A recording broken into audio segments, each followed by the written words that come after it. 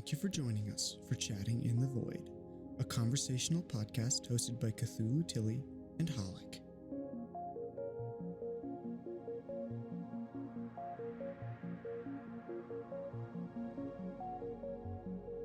All right, welcome to podcast episode 17 of Chatting in the Void.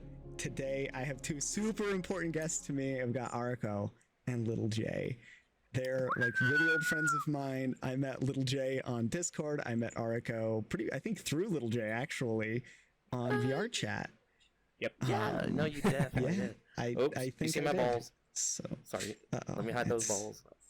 That's an uh-oh. Hey, that is we have to pay attention to Twitch TOS, man.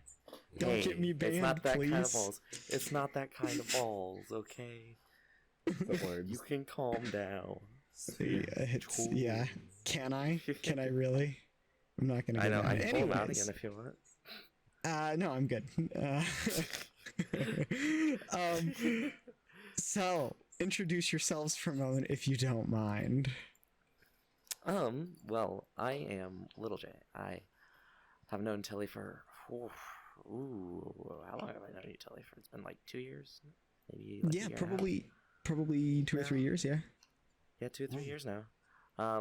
I've streamed. I've taken a break for a good while. Mm-hmm. I bartended a lot. That's kind of what I based my vid on. But streaming and all that. If you could see the back of my hoodie right now, I have the Jack Daniels bottle on it. Of course. As most.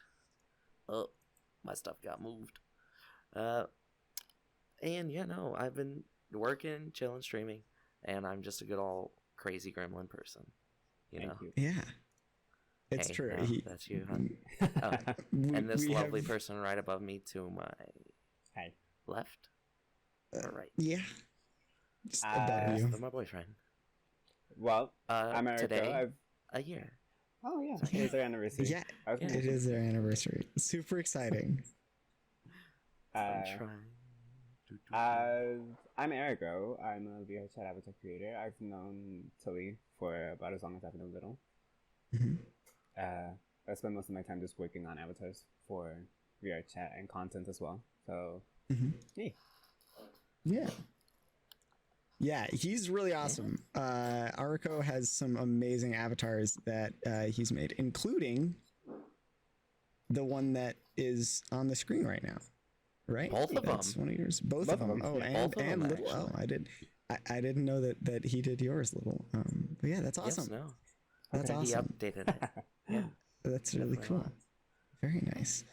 Yeah, I've participated in Discord streams with Arico making VRChat models, and it's a pretty impressive process. And I've dabbled in it a little bit, but I am not even a little bit skilled at it.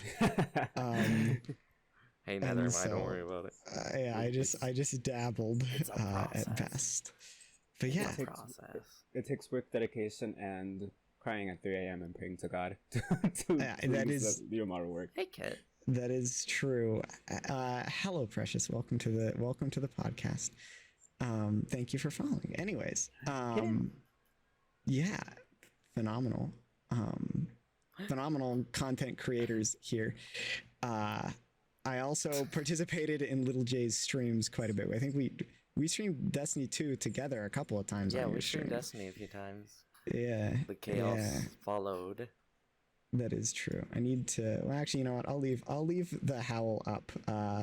This is the avatar of one of my close friends, Coender, who's actually also been on the stream. He's Howl's Movie Castle. We were gonna go to a Ren fair. Actually, let's see here. We were supposed to go to a Ren fair last weekend. We're going this next weekend. We were supposed to go on the 15th. Instead, we're going on the 30th. And he was gonna dress up. He was gonna dress up as Howl from Howl's Moving Castle, but he didn't. Instead, we're going on the Pirates Night, and so he's gonna dress up as a pirate. Please tell me Jack Sparrow, and he just does the Jack Sparrow walk down the road. I fucking wish. I need to convince him to do that, but I don't think so. I don't think he's gonna dress up as Jack Sparrow. I was tempted to, and then I was like, I don't. 7 days is not enough time for me to put together a Jack Sparrow costume, to be honest, and I just don't have the energy. Hey, so Amazon's a great thing, okay? yeah, Amazon's a great thing. I also like just got back from like a huge trip, and I'm kind of broke because I like bought a car and then traveled. And that will drain my funds entirely. Yeah, we actually talked about this on the podcast a while back. Yeah, I bought a 2016 Mazda 3 hatchback. So it's better than my 2001. Yeah, my previous car absolutely bit the dust. So it was tragic. I had a Vibe, a Pontiac Vibe for a long time, but it just fucking died. Tragic. I liked that car a lot, but something went wrong with it, and we don't really know what, other than that whatever went wrong with it made the timing belt go out, and then everything went to shit. So it was a good time. But yeah, I bought a $10,000 car, and then I traveled intensely, and you know that means I have exactly zero money right now, so I can't just go buy a Jack Sparrow costume for a little while, which is funny because I actually just got I also just got my commissions for my emotes, although I can't use them on the stream yet because you know I'm not an affiliate yet. Partner. So I have to get better Twitch setup or whatever to do that stuff, better TTV. But yeah, I'm too lazy to do that. Take pictures on the Twitter. Yeah, I've been focusing on Twitter. Twitter? Oh yeah, are you getting into Twitter beef? Oh no, people. Oh well, actually no. He is. I'm not. Uh-oh. It's not bad. Okay, I promise you. It's no. Well, it's bad, but it's not something we can talk on here. Okay. Yeah. It's still on the TOS. risque side of the Twitter. It's the not safe for work side of Yeah. What a wild platform that Twitter is like the only social media platform where they haven't just outright gotten rid of porn. Yeah, no, there's a lot of fucking porn on Twitter. It's hysterically, like, if you post anything even remotely not perfect on, like, Facebook, instantly down. Like, they do not allow it. But Twitter is just like, yeah, you can post your hentai here. We're all right with that. It's fine. You can post your nudes. You can post Bad Dragon videos. They're starting to like censor it, like, and it feels like the way that Tumblr back in the day when they started censoring their, like they made the people start censoring their artwork, and afterwards, anything that was censored, they deleted it, and it feels. I feel like Twitter's gonna do the same thing as Tumblr at one point. Yeah, they'll probably do that eventually, but you fell off the chair. We don't talk about that. Okay. We don't talk about that. I mean, sorry, my body just likes to go you places. said you'd be sipping booze when we talked about this, but I didn't think that much. Oh shit.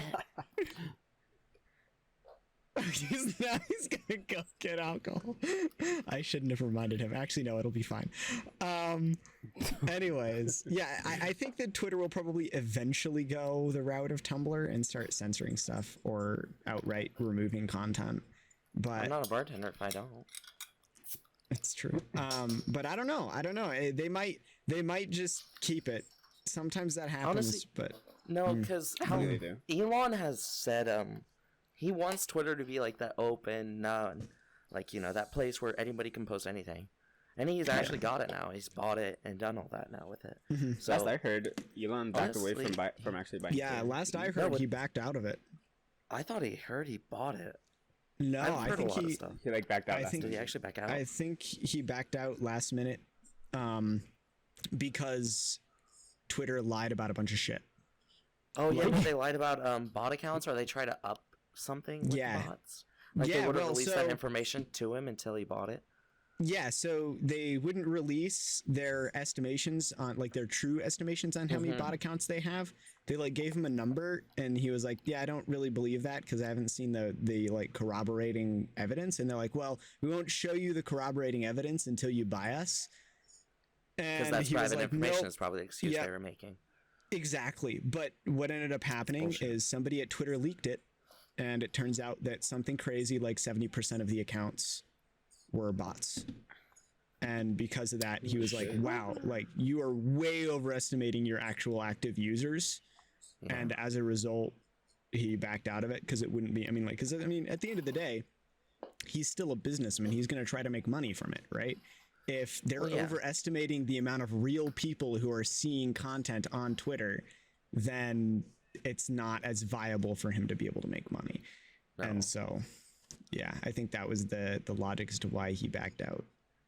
Still a pretty big platform, though, in my opinion. Yeah, it is. It is a big platform. It's definitely actually one of the bigger platforms. And it's not, a lot of people are really active on Twitter, but it's also interesting because based on what I know, it's probably like, I don't know, Facebook's pretty bad on mental health. But so is Twitter. They're not great for mental health. It's like, it's Facebook and Twitter, and Facebook is like for older people and Latinos. Yeah. And Twitter's just like for the younger generation. He should know.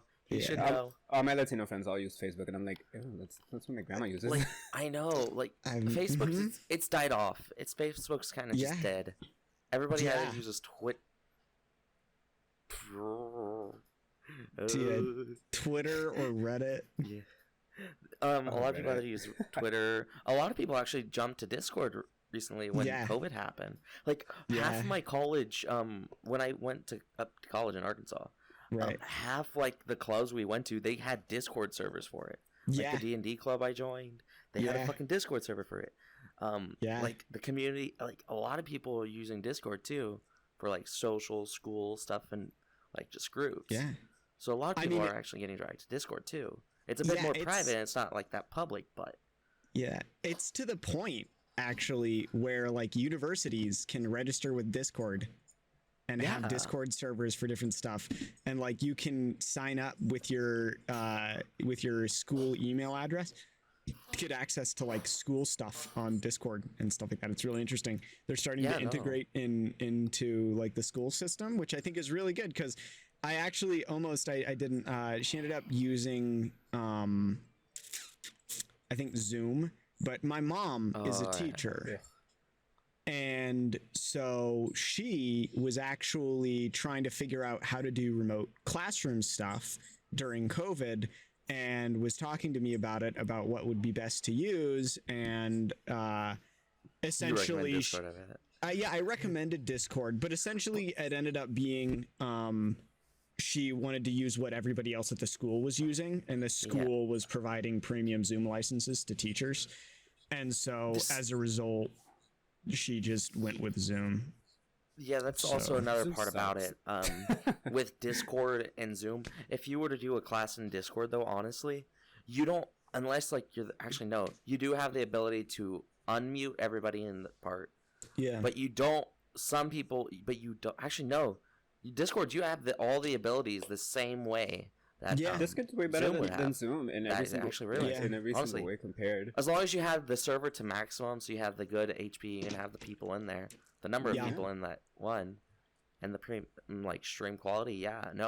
Discord would actually be a lot better. It's a lot more straightforward than Zoom too. Yeah, and especially now that they've like when I first started using Zoom, I was fucking lost. I didn't know what the fuck to do. Discord, it's kind of like simple and straightforward. Yeah. The other, especially now that they've added like the changing between accounts is easier to. Yeah, it's kind of embarrassing going to school with your Discord account. This is like furry master or something like that. Oh my god! And now it's like way easier to just like create an alternate account and change between for school. With those features, the other thing about Zoom that is kind of bad for like Discord's functionality, but is better for school systems though, is like the permissions stuff in Zoom is a little bit more like by default set up for limited access of people joining, rather than like Discord by default, like you have to do a lot of configuration to lock stuff down. But on Zoom, once you do, it's like you have to do configuration to unlock things. So it's like, permissions in Zoom are by default stricter than they are on Discord. And so that's part of it too. And that was what I went through when I talked to my mom about it. You know, and also though, like with Discord, you know how like a lot of people like to join the class earlier, but in Zoom you can't fucking do that usually. You have to like wait till that time. Yeah, or and if the teacher crashes, like the whole whole class you get goes. kicked out of the entire classroom. And you have to wait and whatever. And for example, if the teacher crashes, they're the only ones that's gonna crash. The class isn't gonna. The entire class isn't gonna be affected. Yeah. Damn. We went to one thing. I don't know how we ended up though. Arguably, that's a feature too. Because then your students aren't interacting with each other unsupervised. True. Which can be a problem. Well, also the point, I'm not gonna lie. If I was able to talk to everybody, like, on my own, like, in that classroom, like, the teacher left and I could talk to everybody, unsupervised, just talk about, I would have helped a lot with my depression, which is the reason why I left college. Because I was just stuck in my dorm room for that good long while. Right. Like, you know that, Tilly. I was talking to you about it at the time. Yeah. And I've told Hun about that, too. Yeah. But honestly, having that space, like, joining that D&D group, it kind of helped me out. Because we used Discord. We talked, and we had fun with it. Me and my fucking, Finia. My little, fucking rogue. I can't remember what I was. Right. But I definitely. One more point I want to bring up of the Discord and the teacher disconnecting and whatnot. I feel like it would bring some sense of reality to the classroom because, for example, in a real classroom, whenever the teacher left the classroom to go to the director's office or something, it's not like the students would just like shut disappear. up and wait. No. Shut up and wait. It would be like an actual classroom. We all just people interacting while the teacher came back. Yeah, I guess I don't know. I guess different schools have different rules because like the school that I went to, like we were not allowed to be alone without an adult, like even in the classroom. So like if the teacher had to leave, they would have to like call in another teacher or another adult. We had like people who were there that was like part of their job was watching classes when. I think they can still do that in Discord as well. Stuff. It's like a teacher has to like disconnect and they just ping another teacher. It's like, get in there. Yeah. Watch the cancel, I reconnect. Yeah. Okay, but at the school I went to, I'm not gonna freaking out myself like that. Yeah, I almost don't just dox said the name of it. I just almost said the name. But the school I went to, it was pretty open. You know. Right. We did a lot.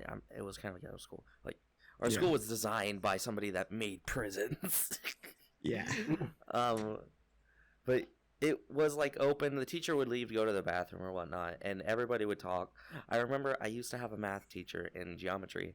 She was the cheer coach. She would leave the classroom during a test. Oh no, wait! And we would all just talk to each other, getting the answers. That's the atmosphere that most schools do have. Anytime the teacher leaves, the students talk to each other. You know? That you don't really get that experience with a Zoom call, but you would probably get a little bit better one with Discord. With Discord, yeah, that is true. Yeah. That is true. It definitely allows for like better relationships to be formed at school, which I think is also really important. I think that's definitely one thing that COVID really did affect a lot of people emotionally with was in the school system. I think it was a lot harder for those people to form relationships, and I think that's why schools started adopting Discord. Is because it was better for forming relations. What I like always pitch to my friends and pitch when I'm talking about Discord to people is Discord is a unique platform in the essence of every feature that they've added to Discord, pretty much every single one of them has been focused on making communication better and it easier to develop relationships on the platform. And that's something that no other social media platform ever has done before. You know, Facebook started out that way. Twitter kind of had some elements of that. But as they've become monoliths, as they become these huge social media platforms where they're more focused on selling a product or getting information or whatever they're doing, they lose that. They lose that ability to connect people functionally. And Discord didn't lose that because they voted, they went more towards the idea of, we want to create a platform for people to form relationships. We want to create a platform for people to interact with each other in a healthy way where they're having interactions on their own level. And like, they do a lot of things to protect people, and they do a lot of things that are very conducive to allowing people to form relationships at their own like ease, which I think is great. Like, honestly, as somebody with social anxiety, Discord is like the dream to interact with people. It's great. That's like what I think like really drew me to it, and why I spent so much time on Discord, is because you can really like there's so much ability within it to not interact with people you don't want to interact with, but stay in the same groups of people. Because like when you block somebody who's in the same server, you just don't see their messages. It just shows blocked message, right? So it's it just says blocked message. You can see the message if you want, but they won't be able to see yours. Exactly. So that's part of it too. And then they also added a lot of features about like being able to being able to modularly adjust notifications that you receive for people who have anxiety around that too, where it's like you can set it up so that you only get pinged on DMs and that's it. And like you don't get pings from any servers on Discord. And you can set that up like temporarily and stuff like this, which is really cool. They did a lot of really good things to help people form relationships, which I think is really interesting. And way better than any other social media platform that we've seen before. And so far, they really haven't done anything to like advertise in Discord unless they're like providing functionality. It's like the advertisement that they're doing is like for communities. Yeah. For communities, like you can pay like I think certain sizes of communities have to pay money to have like their community on Discord, because it's just like thousands upon thousands of users in a server, right?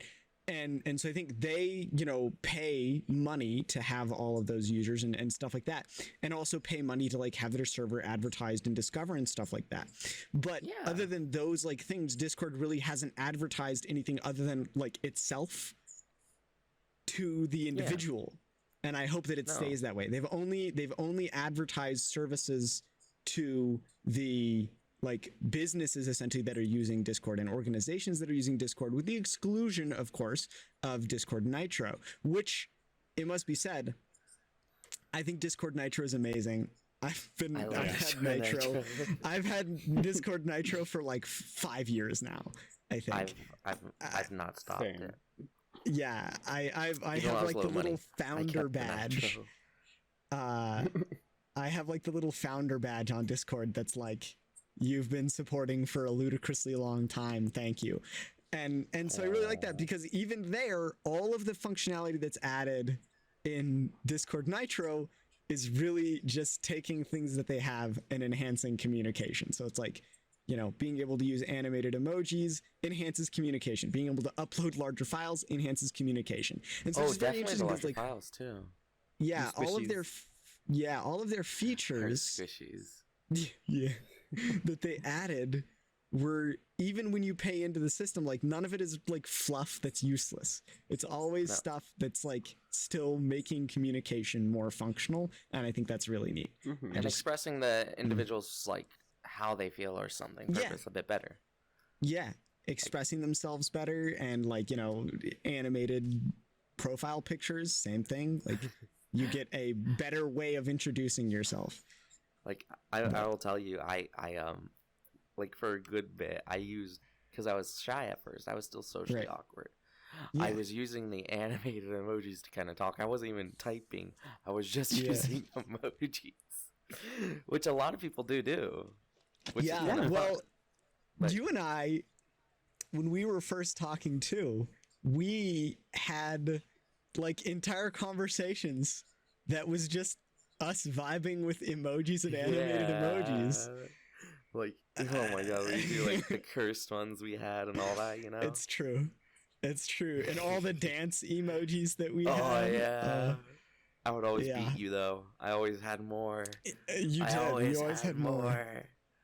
You always had more. That's because I wasn't in the VRChat community yet, and I'm still really not. They do a lot of dance emojis. Oh, wait. You want to see a dance? Real quick. Oh no. We can see your balls. You see my balls again? Oh, I'm sorry. Yeah. Oh god, not that avatar.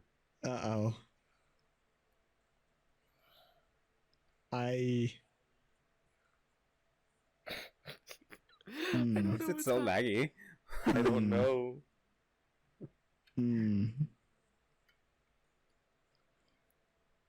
There's your dance. Oh my god, it's lagging so. I'm sure all of the listeners on Spotify and YouTube will enjoy this so much.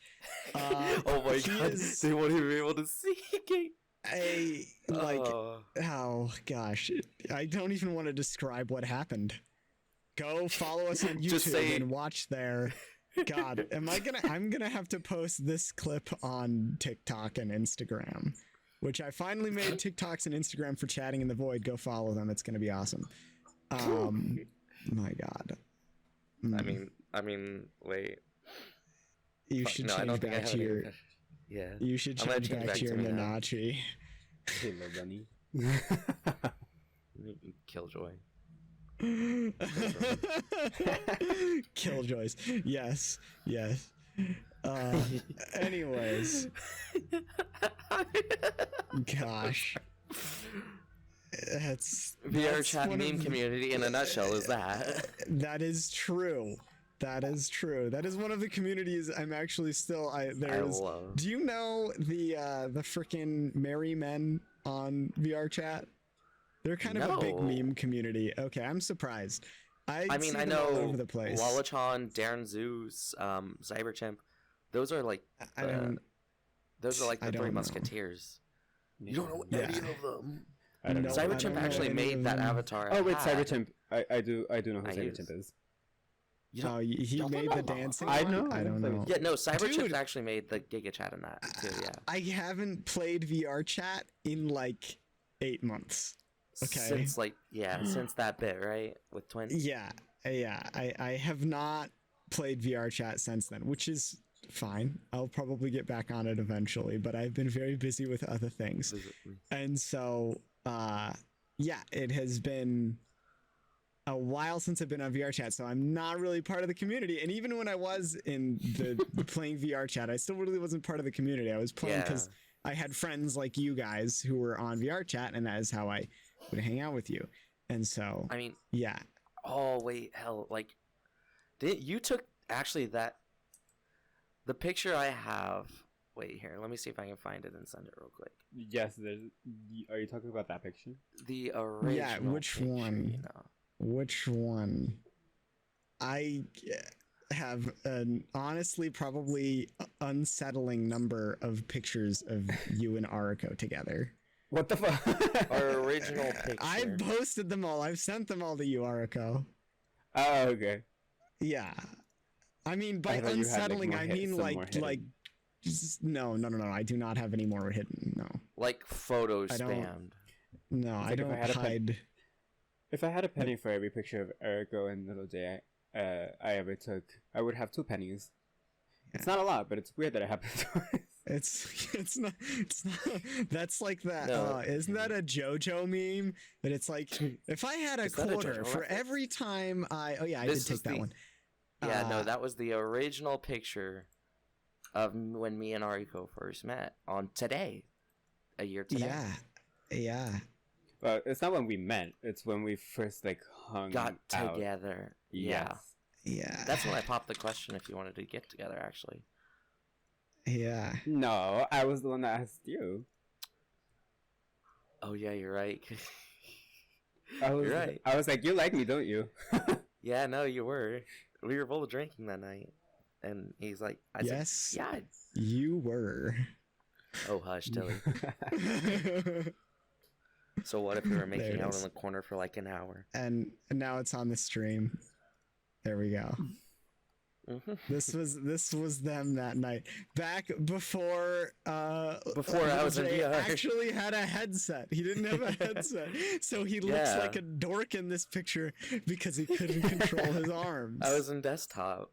I was in desktop VR for like a year and a half at that point. Yeah. Or something. Yeah. Ridiculous.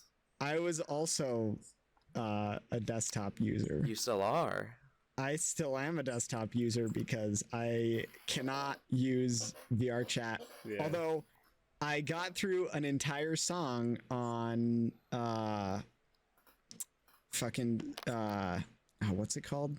Shit, what's the VR song game with the swords? Beat Saber? Beat Saber? Beat Saber. I don't even know things about VR, guys. See, this is how out of the loop I am. I can't even remember the name Beat Saber. Anyways, Beat Saber is such a good game. I got through an entire song on Beat Saber because one of my really close friends has a HTC Cosmos, I believe is what it is, which is like the one headset that they're like, we're going to try to make this as not inducing of getting sick as possible. So I got through like an entire 3-minute song, and then I had to sit down for like 30 minutes and not move because I felt like I was going to die. So, yeah. I mean, VR sickness really does... nausea in VR, gets hard for some people. I'm not gonna say, like, our friend Dai, he got really nauseous in VR. He couldn't be in more for like 20 minutes. Now he's sleeping in VR and all that. But it does happen to some people, especially if it's like a very flashy game. Like people like play Pavlov and that. Yeah, Beat Saber too. Lots of flashing lights, ray tracing, all that biz. Yeah. I tried to keep movement to a minimum because that's what really gets me.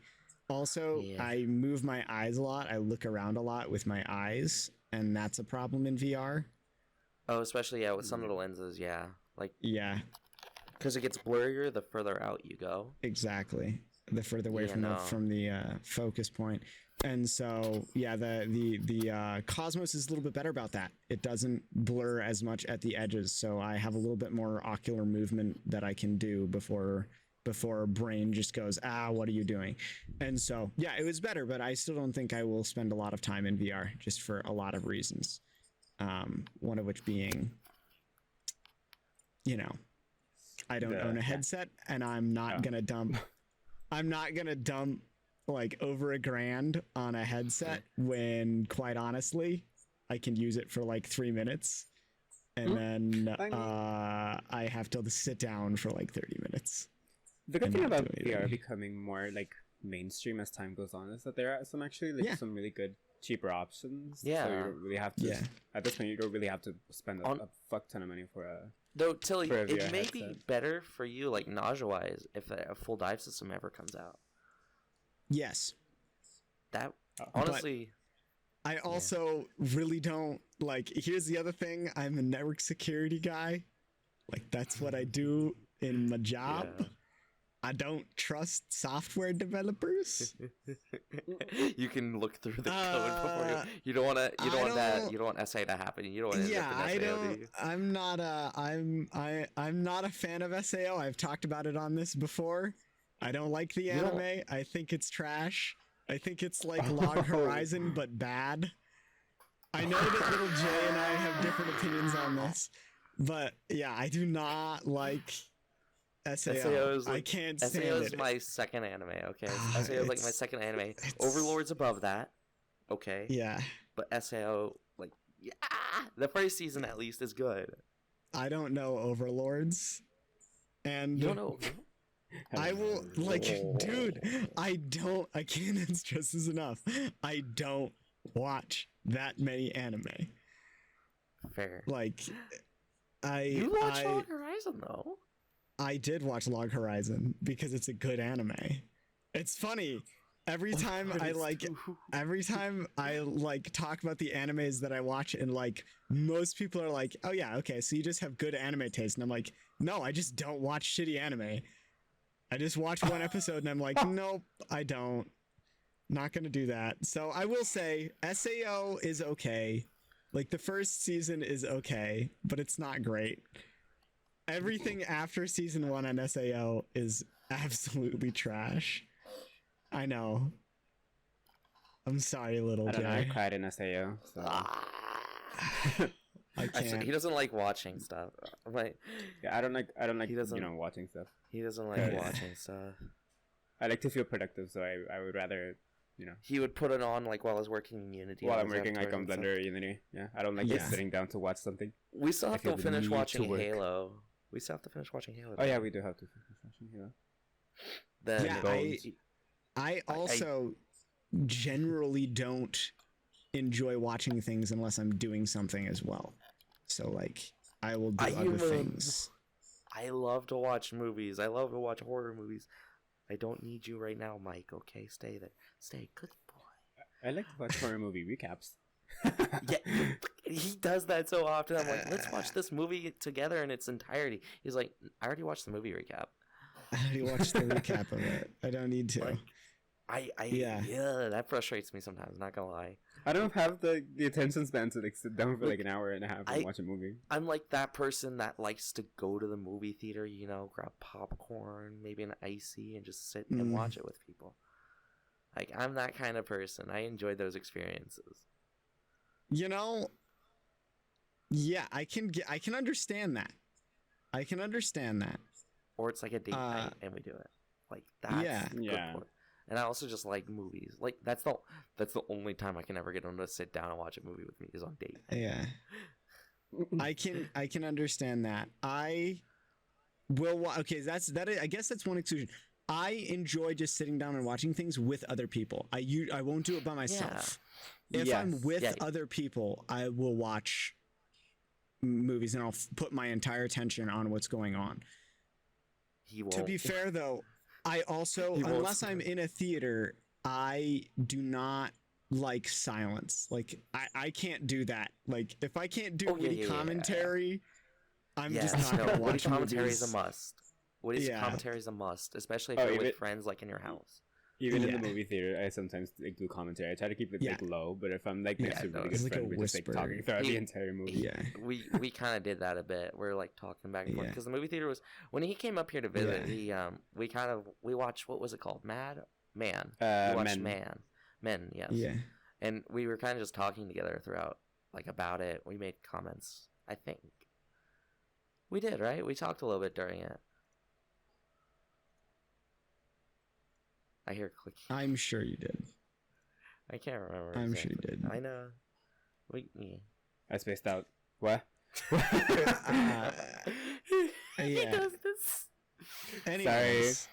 No, you're fine. Yeah, I'll do like whispered commentary with the people closest to me, like if they're my friends. But I won't watch movies alone without doing something else unless I'm like about to fall asleep. Like I'll like put on movies that I've watched before. Especially like if I'm emotionally going through shit.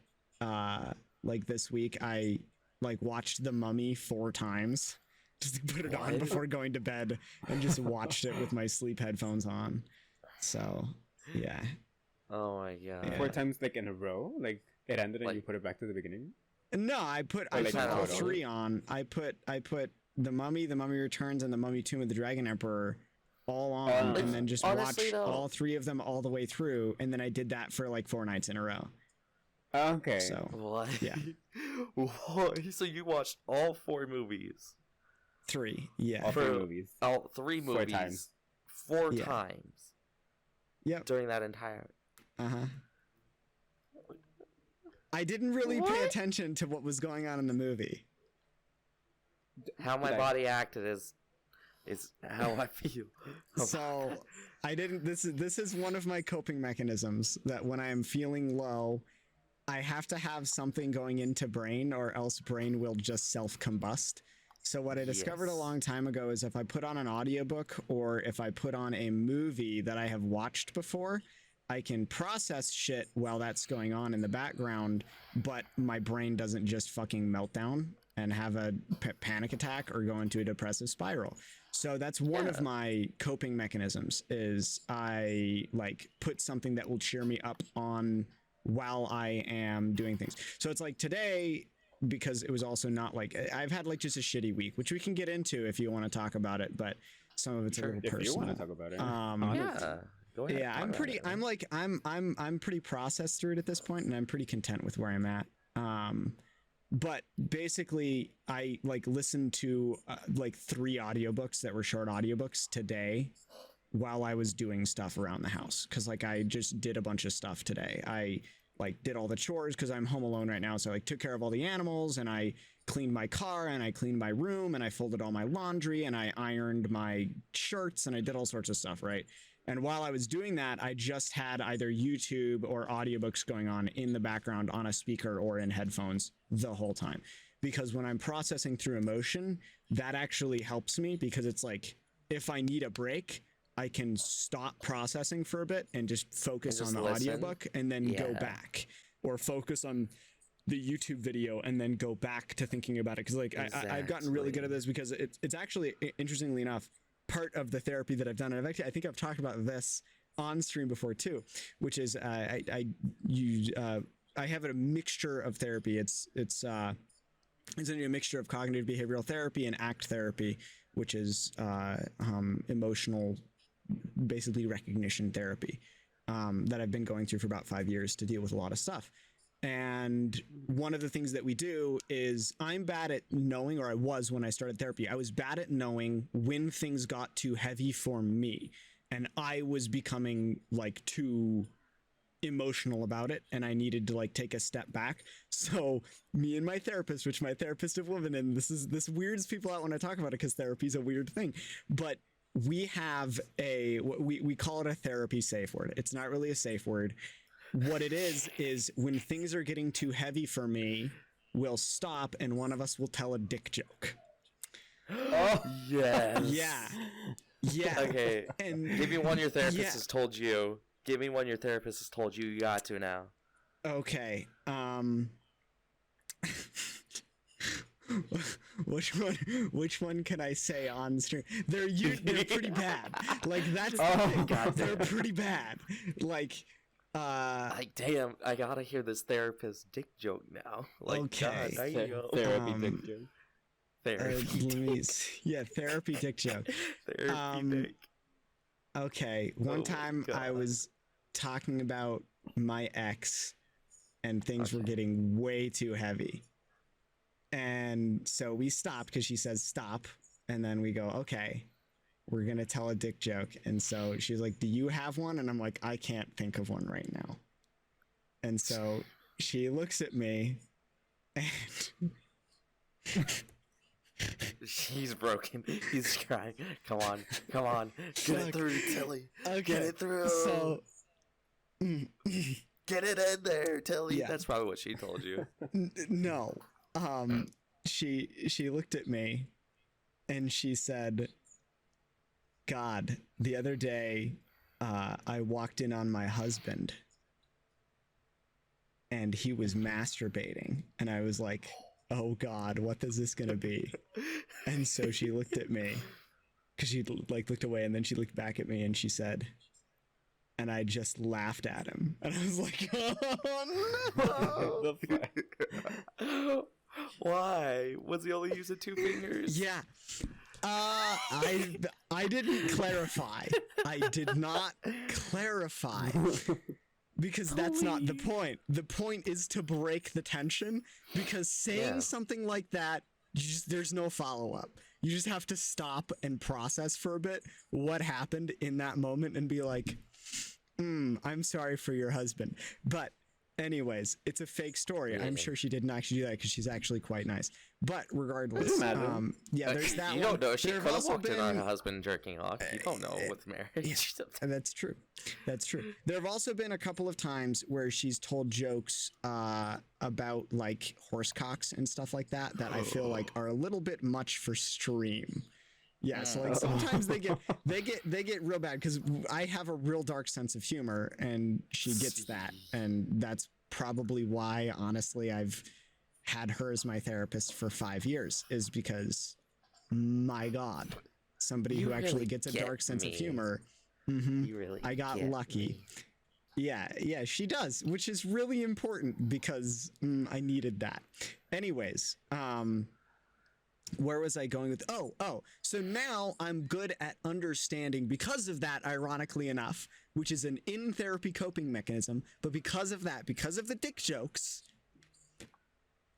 I now am good at telling when I'm getting too heavy in my own head.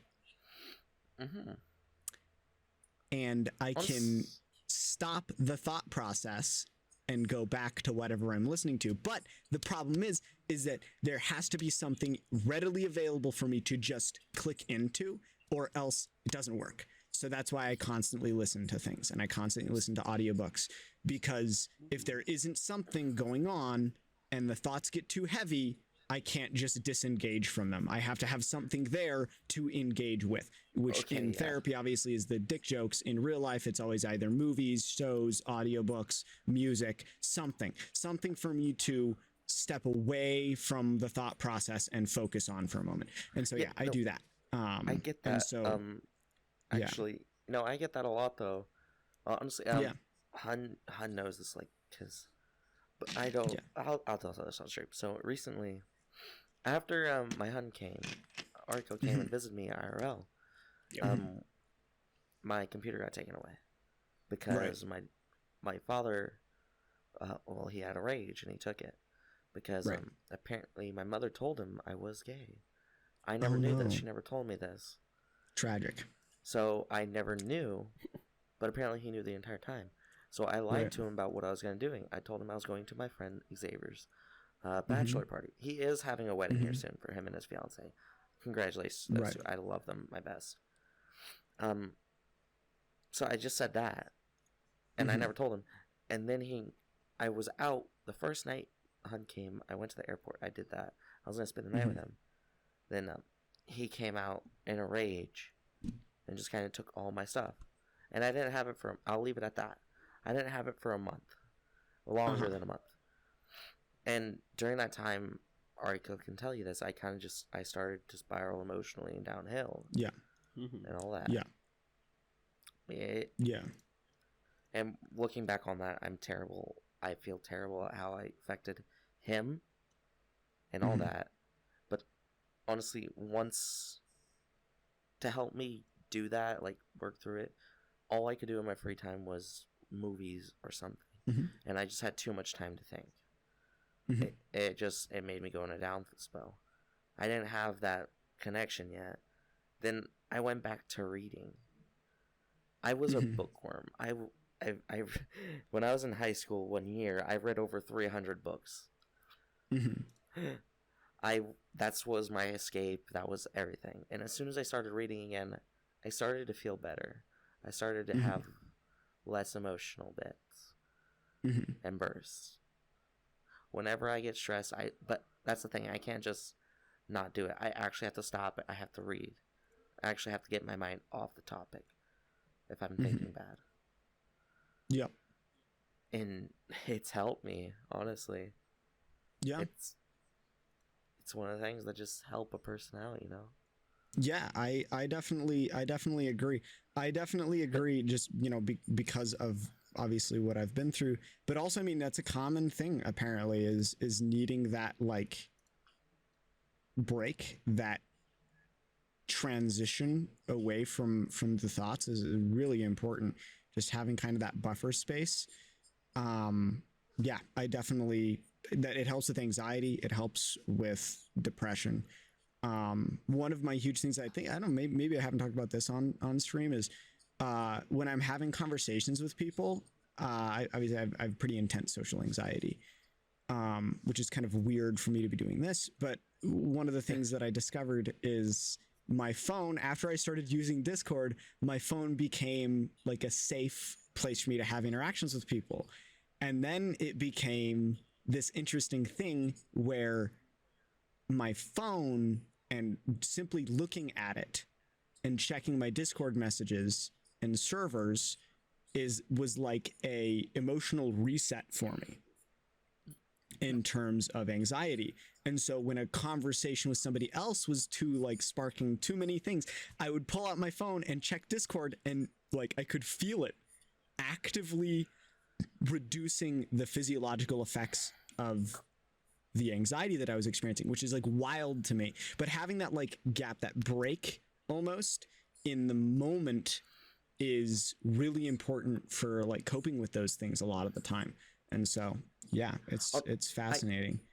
I agree with that so much, but okay, how my own family is talking and makes me feel, they're pinning me out like that, as when I do that, as it's an addiction. It's a terrible addiction, even though it helps me with my own social anxiety. This game I'm in currently, I used to be a bookworm in the library every day of my high school life. Same. Now I'm actually able to go and talk with people at work. I'm actually engaging. I'm about to go. Well, I don't know if we can or not, but I'm gonna go drinking with a friend I made there soon. Me and her. Nice. Super exciting. Yeah, but so that's what it's gonna be like, and it's just this game helped me. But my family just sees it as an addiction, something that's terrible, that's actually hurting me and not helping me like it has. Right. They just view it as like that. But this has helped me be better, to actually be social. Yeah. To be open. They just view it as something bad. It's the older generation doesn't see it as a positive for some people. They only see the negative in it. Yeah, they only want to see the negative in it. Yeah. And I think also part of that is simply because they didn't have it in the same form. And so not having that in the same form, I think really does change the way they view it. The way they view... Yeah. Say again? You know, that people like say online, like, oh, but back in the days, internet safety and stuff, videos would paint the internet to be like this horrible, cruel place. I mean, 2 girls, 1 cup, monsters that just want to kidnap you and steal your information and money and stuff like that. Though in reality, it's Prince scams, way much more than that. Yeah, everything. The Nigerian Prince scams. Yeah. People just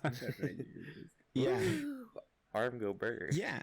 Back in the Wild West era of the internet, where it really was a dangerous place, and not that it isn't a dangerous place anymore. It still is, the internet, but is still definitely a dangerous place, but it is safer than it was before because of a lot of the protections that have been put into place.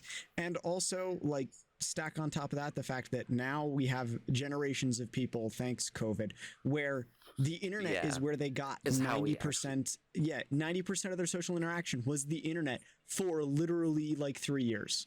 Okay, like you cannot get mad about people interacting on the internet when quite literally this was almost forced upon us by the government, circumstances. By the government, by circumstances. By circumstances. By biology. Yeah. But say that again? By reality, What'd you say? Oh, by reality, by the earth. Honestly, just by natural nature. By nature. We were forced. Yeah. It's pretty wild. It's very interesting. But it's, and a lot of the families, like I've been on the internet forever. I know what's safe, what's not. I know how to avoid a scam. I'm not an idiot. I'm not some 80-year-old getting a call about from the Nigerian prince. Not my Nigerian prince. No, but like the Amazon scams, the Microsoft call centers in India, that kind of stuff. I'm not an idiot. I know what's real and what's not on the internet. But my family thinks I'm still just a stupid kid, and I don't realize that. But I know they're my family, they worry, but still. Yeah, it's like, I think it's more probable for my parents to get scammed than for me. And they're always like, be careful. And I'm like, you be careful. Exactly. You be careful, yeah. I mean, didn't both of... No, like, before we met, even after... Like, I'll say this. After you left, hon, my mom said, you got really lucky with Arico. He could have been some fucking 80-year-old trying to kidnap you and that. Lucky. No, but even your mom said, like, she wanted my ID, she wanted all that just to make sure I was real. It's like I'm not dumb. Like, I know the difference between a person being genuine with me and when they aren't. There is an easy difference. Like, okay, no, like, example, I had 2 bots or 2 like scam discords, and they're like, hey, I need your help with that. I'm like, this is a scam. Like, I don't have to hear the rest of what the fuck you have to say. I know you're not real. You're just a bot or a person trying to get something from me. Like, I have a sense about it. I'm not a fucking idiot. Right. Yeah. And there's also, like, it's a lot easier now because the internet is impossible to be unidentifiable now on the internet, really. Like, and I mean, like I've talked with LittleJ about this, and I won't go too much detail on stream because it'll scare people, but you have to put a ton of effort into being anonymous on the internet. It is very hard to do. It's very easy to figure out whether people are who they say they are, to the point where it's like, you know, I've had people in certain Discord servers come out of their like lies and be like, hey, sorry, like this isn't, I took it on this persona and it wasn't really me. And like most of the people were like, yeah, dude, like we knew, we just weren't gonna call you at, like, yeah, we figured you weren't a 30-year-old Australian police officer. We just didn't feel the need to call you out on it. Like, that's not our place. And so it's like, it's interesting because like everybody's kind of like good at that now. And then there's also a lot of things of it's like, you know, especially when it comes to deep personal relationships, like now I've met 2 different internet friends in person, which I'm sad because I didn't have time to meet Arico when I was in Puerto Rico. I'm so sad. Hey, that was really bad for me too, because that weekend I was really busy. He also still has a friend and there. I still have he still has the actually future roommate too now. Yes, because one of the first people I ever met in VRChat is like staying with me currently. He's currently sleeping on his bed right now. He doesn't wake up till like later. He has his own bed. He doesn't wake up till later because I no, he's up. He's up. Oh, he's up. Hey, say hi. Tell Ariel to say hi. Nice. Now he's playing Cyberpunk. Nice. All right, nice. Anyways, so I met a bunch of online friends, and it's like I realized that it's easy to figure out when somebody is not being genuine on the internet now in a lot of different ways. But it's also really interesting because it's like I think the older generation can't do that, and the reason why is because unlike our generation, they didn't grow up realizing that there were a lot of non-genuine people on the internet that you would have to vet, where it's like our generation, we grew up with that. We grew up knowing that there were going to be non-genuine people. So we went through like the experiences of going through that. At least we saw in my case, since you know I was on the internet at a very, very young age, so I kind of had, you know, one fucks up, and they kind of meet those disingenuine people. But it's, you know, I'm at an age now where I can know who's being like genuine or disingenuous and who's real or not. Yeah. Exactly. And I definitely feel like the same way, especially now after like meeting the internet friends that I have, where it's like, all right, like, so this was kind of scary going into it, but it's fine now because it's like I go and they're just people. You know what's up. Yeah, like I knew Arico was genuine. Like since the first day I talked with him, was talking with him, I knew he was a good person. I knew he was a real person. He wasn't somebody trying to do that. Yeah. I mean, just how we met is a fucking sign. It wasn't you there. It was Armor and Precious Kitten who was actually in the chat earlier. This day today, or the day before. Yeah. Actually, was it like a week before? Hun? I don't know.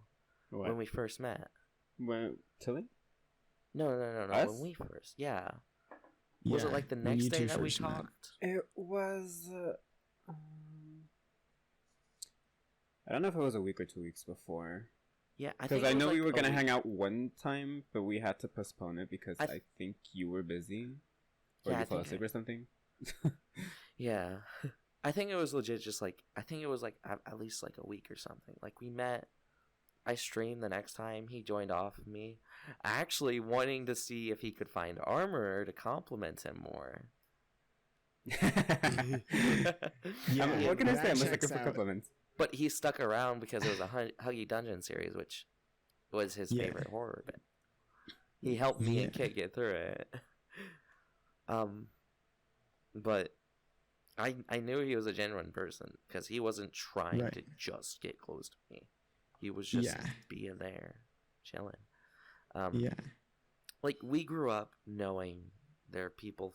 I think I'm just reiterating, but our generation, we grew up with the internet. We grew up with the knowledge that people are not going to be genuine on the internet.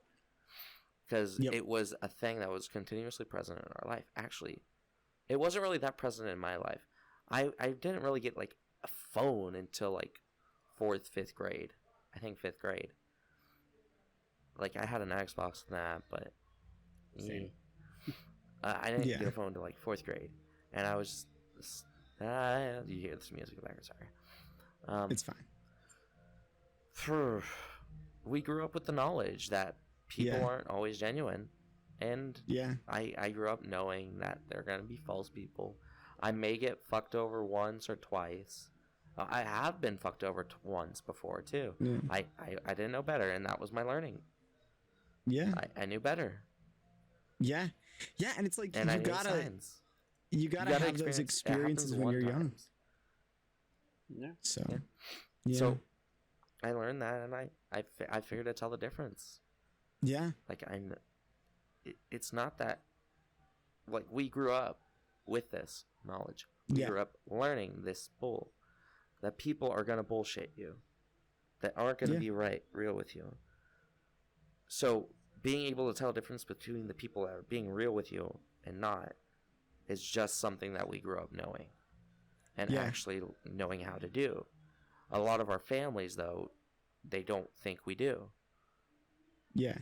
Because a lot of the time, like, they didn't learn how to do that until they were in their late 30s, 50s, adulthoods, 30s, 40s, 30s or 40s, when they were suddenly 40s. In a position right, when they were suddenly in a position where they had something that people wanted from them, right, where it's like, all right, it's like that didn't used to happen. You didn't used to get scammed until you were something valuable, right? It used to be door-to-door salesmen that would scam you back then. So you had to have money to be scammed. And now it's like you don't have to have money to be scammed, really. And so because of that, they start earlier with trying to scam people on the internet who don't know any better. And the result is that you either learn or you fail. And it's very fascinating now, because it's like now we have an entire generation of people. Also, I blame, the politicians. We don't get super political on this channel, but it is one of those things where it's like, a lot of our families, a lot of our parents in this instance, or grandparents, they grew up where politicians at least tried to be genuine. Maybe they weren't, maybe they overestimated their own abilities, but they at least tried. And now, not true anymore. Like, so it's like, even in everything that we do in social media, in interacting with the government, in interacting with other people to make those tweets. I mean, except Donald Trump, he did that shit on his own. Yes. But most people nowadays, like politicians, they hire people to do their social media presence. They hire them to be scientific about it, to hit those points to people. You see it in movies. I think it's Space Force on Netflix. You see the guy there trying to manage Space Force's Twitter, and he got like booted for some of it. I don't remember. But you see, like it's a thing. You see it. If you watched what Designated Survivor, you see it present in the White House. Somebody manages social media for most people in the White House, all that. Nobody is themselves, at least up there in politics, do it themselves. They aren't the ones posting what you're posting. They may say this, and this kind of stuff, but no, they have somebody meticulously put those tweets together to tweet out. It's not them telling it. It's somebody else they told to do it. Social media managers, campaign managers, speech writers, those are all industries in politics where the whole thing is you're paying somebody to allow you to be perceived the way that you want to be perceived, and then instead of being perceived the way you really are. And that's like part of the problem. Anyways, so it's like we grew up where those are real things that we face, where it's like everybody in high positions has speechwriters, social media managers, people who are making them appear to be who they want to be instead of who they actually are. And so it's also like it's ingrained in our culture to have to be able to tell when somebody is not genuine, because if they're not, then you have to be able to know in a society where most of the people who you see, at least, on social media, on television, in just any type of media, really, they're not genuine. They're not who they really are. And so that's a very interesting thing. It's like that results in that attitude and that capability of discernment that I think our generation has way better, at least my generation, your generation. I'm like a zillennial, so I think I'm slightly older than you guys, if I remember. I'm a Zoomer. But I'm a Zoomer. We're Zoomers, I think. Yeah. But your generation is definitely slightly better than millennials, but like I am not really a millennial. I'm not Gen Z, and I'm also not a millennial because I'm right in the middle. And so as a result, it's like I get that discernment, but I also get a lot of the anger that millennials have over stuff. Yeah. But yeah, it's very interesting. It's very interesting. But that's not dissing the speechwriters that, because there are quite a few of them that actually talk with the person. They try to actually hear their voice and what they would actually say. They would actually try to actually portray them as they truly are. But then there are some that just try that their manager tell them, do it like this, paint me as that saint who saved that boy's life. Yep. That's how some people do it. I'm not dissing all of them. There are quite a few good writers that actually try, and speechwriters that try to their best to voice their actual voice, that person's voice. Well, that's not always true, but there are some. I just wanted to let that out there because the most concerning ones are the ones who match voice well, but then don't match content. Exactly. It's like that's the problem is then it sounds genuine, but it's not actually, and that's where we get a lot of problems. But anyways, so I think that breeds that level of discernment that our generation has to have. Is also, of course, being introduced to the internet in our, if not pre-teens, teenage years, being introduced to the internet and interacting with people on the internet, where like that allowed for a different level of engagement on that kind of thing and growing up with it, honestly. Because the internet is not the same, it's not the same now as it was 10 15 years ago. Like Bo Burnham says, travel blogs and a chat room or two. I mean, just think about it. Like, it's Monolith. I would never have met Hun if I wasn't on here. If I wasn't doing this, I would never have met him.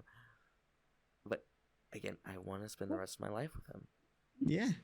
Aww. Yeah. I've met Happy him. anniversary. Yeah. It's already 1 year with him. I want to spend the rest of my years with him too. Yeah. I wouldn't have met either of you.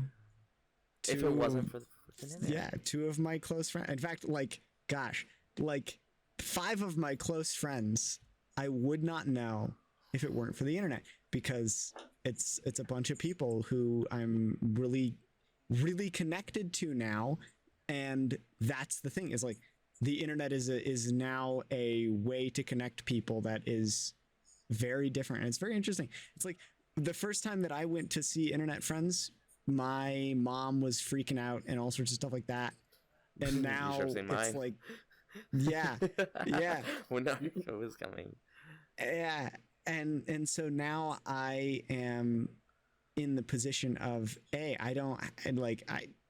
my mom doesn't freak out anymore. Why? Well, because I've done it like 2 times and nothing bad has happened yet. And then she was like, all right, I see. And I sat down and we had a conversation about discernment and about how to tell when people are genuine and stuff like that. And it's very interesting because she's like, see, that it's weird because in the conversation, she's like, it's weird because it's like, you're 25 and you already know things that I didn't learn until I was like in the workforce in my 30s, simply because you were on the internet at an earlier age. And it's very interesting. Yes. It's very interesting how much that affects the way we engage with people. So like I think I've met 3 people who have actually met in this game. Arico, my friend Kibaru, who lived in San Antonio, and another person, our friend Charlie Mandango. Don't look him up. Don't look him up, okay? Uh-oh. he is in that area. I can tell from the name. Charlie Mandango. Yeah. But I've met these people. They're good people. I can actually tell the difference between a person being genuine and when they're just trying to get me to see if they're trying to cause me harm or that. Yeah. Yeah. We learn this stuff at a young age because of the internet. We watch videos on this. I watch what's the guy that does the scam calls? Trilogy Media. I watched well, Trilogy Media. If you watch freaking, I think so, yeah. And freaking Mark Rober, who invented the glitter bomb for porch pirates. The call centers, the people that steal shit like that. Actually, I think he did a collaboration with the guy I'm trying to think of. I just can't think of his name. Where he sent a glitter bomb to these people thinking it was money. That was a scam. So they would deliver this package to him, and then they would send it. They actually got people arrested. They've raided call centers. And we see these videos. We see what's happening. We see the skills because we're on the internet since these young age. So we know what to watch out for. Yeah. But there is a point where you're too young to be on the internet, though. Honestly, when I was working in the service industry in that, I would see mothers give their freaking kids that aren't even up to my barely past my freaking my calves, my goddamn calves. Just giving them the phone and watch this. I honestly can say I hate that. I say you shouldn't be allowed until at least you're 7 or something to be on that kind on the open internet.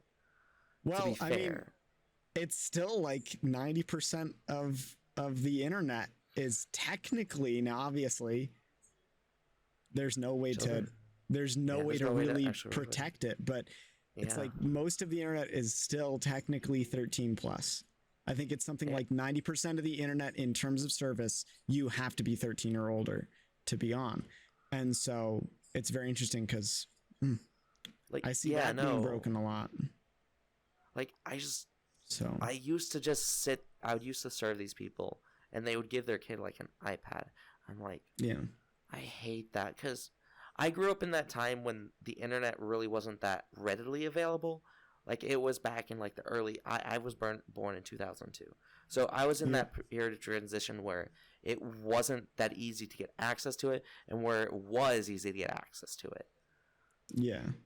So that was I was around towards the end of flip phones when the coolest phone was where you slid it up and it had a keyboard on it. Yeah. That was the thing. My sister had one of those. She let me play Angry Birds on it. I remember. Birds. Yeah.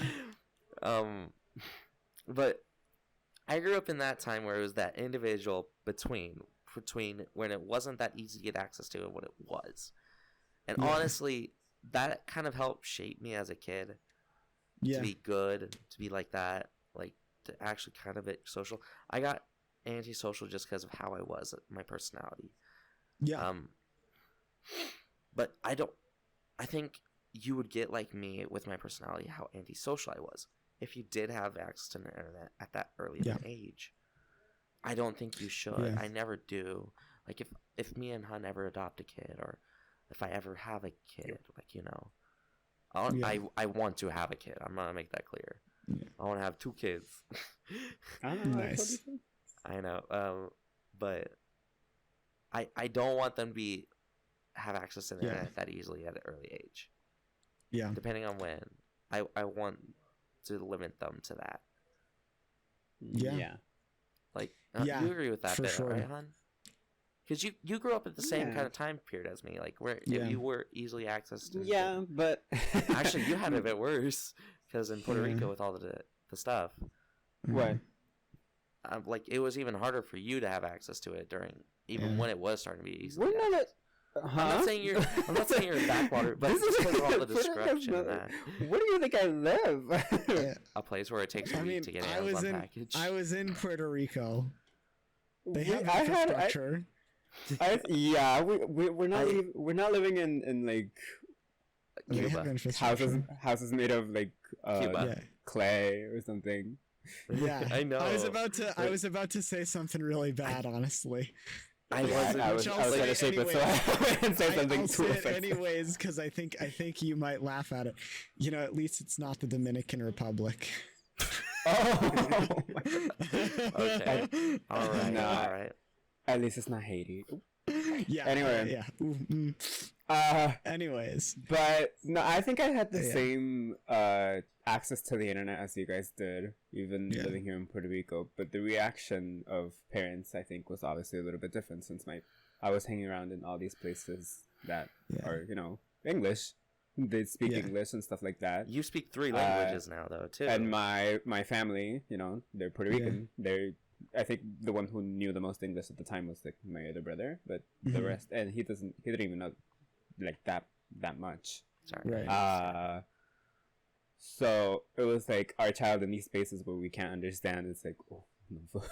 Yeah. But back to the not letting our child be in early, like too young of an age on the internet. It's like I can agree, I understand. However, I can also understand that what I know to this day is from what I've learned at a very, very young age, being on the... I don't think that I should have been there, but at the same time, I don't regret it because I can't understand a lot.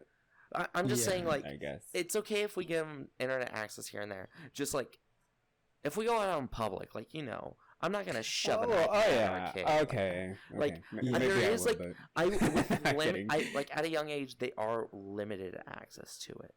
But I'm not gonna give them an iPad to say, "Here, watch this," or give our kid how moms give their kids their phones while they're at the store so to keep them from crying.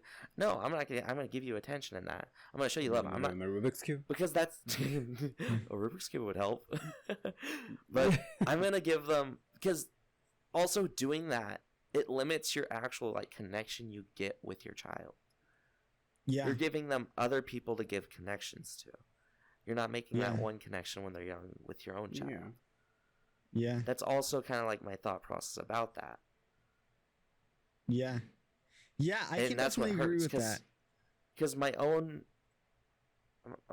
y'all know, my own connection with my father. Yeah. Honestly, it's just because of how he is, but it sucks. It's not that good. My mother, I love her to death and that. But again... it honestly, if I did not have that time as a kid with my father and that, honestly, my connection with them would be even 20 times worse than what it is now. Yeah. Because there is a time when you just need to be with your family. You need to actually interact. You shouldn't just shove a phone at your kid. That's what I don't want with my kid. I used to watch shows. I used to watch the original Stargate and that with my dad in the living room. I used to sneak around the corner and peek when I was supposed to be in bed while he watched it with my older sister or something. Mm-hmm. I was that kind of I would chill back on the door into our hallway and just watch on the TV and just leaning, and then he would turn back to look and I would just dash down the hallway. That is the kind of childhood I had. I wanted to do that with him. He actually has a good connection with my sister and that. We didn't really do that much because, again, I was on the internet by that point, or they let me stuff. Yeah. There is times when you just need to be with the family. You need to have that connection. Yeah. You cannot just give your kid a phone and that. You have to have those interactions. You have to go and experience those experiences. Going to the store with your mother, not her shoving a phone at you just so you don't bother her. No, you bother your mother. You ask her for that fucking candy. And she says, no candy for you today. That kind of stuff. Yeah. Because that's important in a kid's life. It is. To experience these interactions with the person. Because those help too. I don't mind internet. I'm not against it because, again, I met my own boyfriend, the love of my life, on the internet. Right. Goddamn, Mike, be good, stay. But sorry. I ranted, but... no, you're good. I definitely agree. I think that one of my biggest worries about the next generation is the fact that it's going to become so hard because it's now the internet is now so far ingrained into every kid, right? Every life.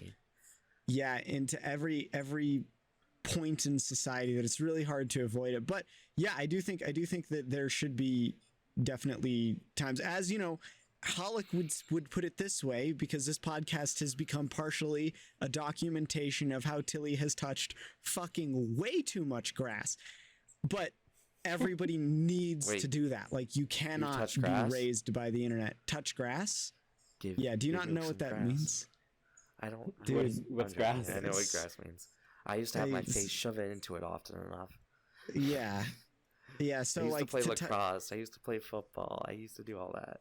You guys both know what the phrase touch grass means, right, though? Yes, go outside. Okay, thank God. Thank God. I was like, you're on VRChat. You have to know that they don't mean actually touch grass. They mean go have a life outside of VRChat. Exactly. Anyway. Exactly. I know. I make the jokes about it often. This is why I brought it up. Yeah. This is why I made that comment. And so, as somebody who has terminally touched grass far too much, to the point where it's, almost a detriment to myself. It's also one of those things where it's like, I think that having an even balance of those two things is really important now, because you have to be able to navigate the internet. You have to know what it is to be essentially functional in our society at this point in time, even just internationally. This isn't just a US thing. This is everywhere. And then everywhere. Europe, Asia. Yeah, but at the same time, you also have to know how to have personal relationships, because I also know people who really struggle with that. And part of it definitely is the fact that they just were not allowed to go outside when they were young and talk to people. And that's a problem too, where it's like, all right, well, also let them go outside. I know that outside is a dangerous place, but it's fine. Like, let them go experience things. Let them go get hurt. Because that's one of the things that is a really important rule. Yeah. No, I remember, honestly, the one, kid story where I, went and scraped my knee and I learned an experience was, don't run in flip-flops after you were in the pool. Because I was actually out on the street that's right out there playing kickball with some of the neighborhood kids, And I just got out of a pool or something. Sorry for the screaming. No, you're fine. Dog. And I remember just trying to run with a towel around my shoulders. Right. And in wet clothes and flip flops. I fucking skid, and I had a freaking all the way down my leg. All the way down. Yeah. And that's my mother came out, I had that experience. She came out and tried to help me. I was sitting there crying, kids have to have those experiences where their family comes in and that. I hear the fast typing. Ooh, yeah, I'm looking something up real quick. Don't worry about it. Keep talking. Don't dox me with that story. No. I'm joking. No. Goddamn. Coming at you from I don't know where. Yeah. So no. The succinct way that I'll put this is actually coming from a rather controversial person, but he does have a couple of good things to say. And one of the more important things, one of the things that I've realized is very important, and it's not just applicable to if you have kids, but it is don't bother children while they're skateboarding. Oh, definitely. Let people do dangerous things safely. This is something that is important to me because I am inherently a risk taker. That is part of who I am. I do stupid shit because it's fun. I get speeding tickets sometimes, but those experiences advise me on how I should act quite often. Not just the speeding, but doing dangerous things. And so it's one of those things where it's as long as they're not going to die, if they get hurt, scrape a knee, break a bone, even maybe, I rock climb. That's really important.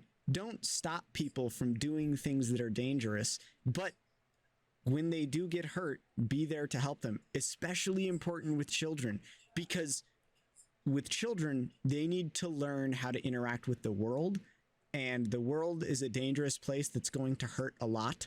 And if they don't learn how to not get hurt, it's not going to be good, because it's the only way that humans learn. It's okay, this is another example of the stove, right? Every kid has touched a hot stove at least once. Almost every single one of them. Why? Because when you were a child, you do not learn that the stove is hot by having a parent tell you the stove is hot, don't touch it. That doesn't work. You have to touch the stove and learn, shit. It hurts. Yeah. It's basically like that. The funny thing is yeah, I did that too. Actually, or don't play with fire. I got to a certain age. Yeah, I got to a certain age where my mom literally told me that she let me touch the stove. Whereas, like, he's old enough now that he needs to know this.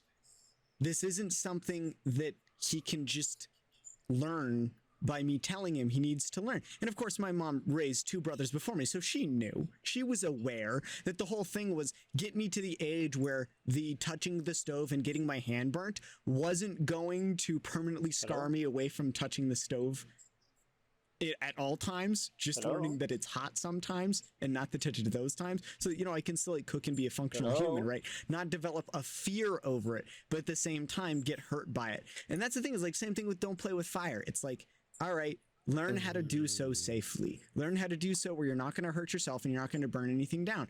And it's like me and my friends did that, but we had to learn. Pyro. So I'm a complete pyro. I like playing with fire. I like playing with fireworks. Everybody, all my friends, whenever it's like 4th of July, they're like, Little, get the fucking fireworks, get it set up. I know you're the guy because you like fucking playing with this shit so much. Yes. I like, okay, so like I got like a can of Axe. I lit it on fire. I fucking chucked it. A friend of mine, he got like a can of like highly flammable shit. He shoved it into a metal tube opposite end like a fucking moron. And I told him not to because I know this shit. Because that would have fucking, I literally tackled him down. It launched out. Yeah. It launched out of the metal tube. You created a pipe bomb. The fucking pipe bomb missile. Jesus Christ. I literally tackled his ass to the ground. Yeah. And it hit a tree. Yeah. But like my friends, they trust me with this shit because I know how not to fuck up because I fucked up so often. I still love playing with it though. Yeah. But and like that's the thing is, I know, like actually on my Twitter, I posted posted a video of my friend shooting Roman candles at me. I remember that. Yes, I saw that. Like I know how to kind of like stay away from stuff, and I know them.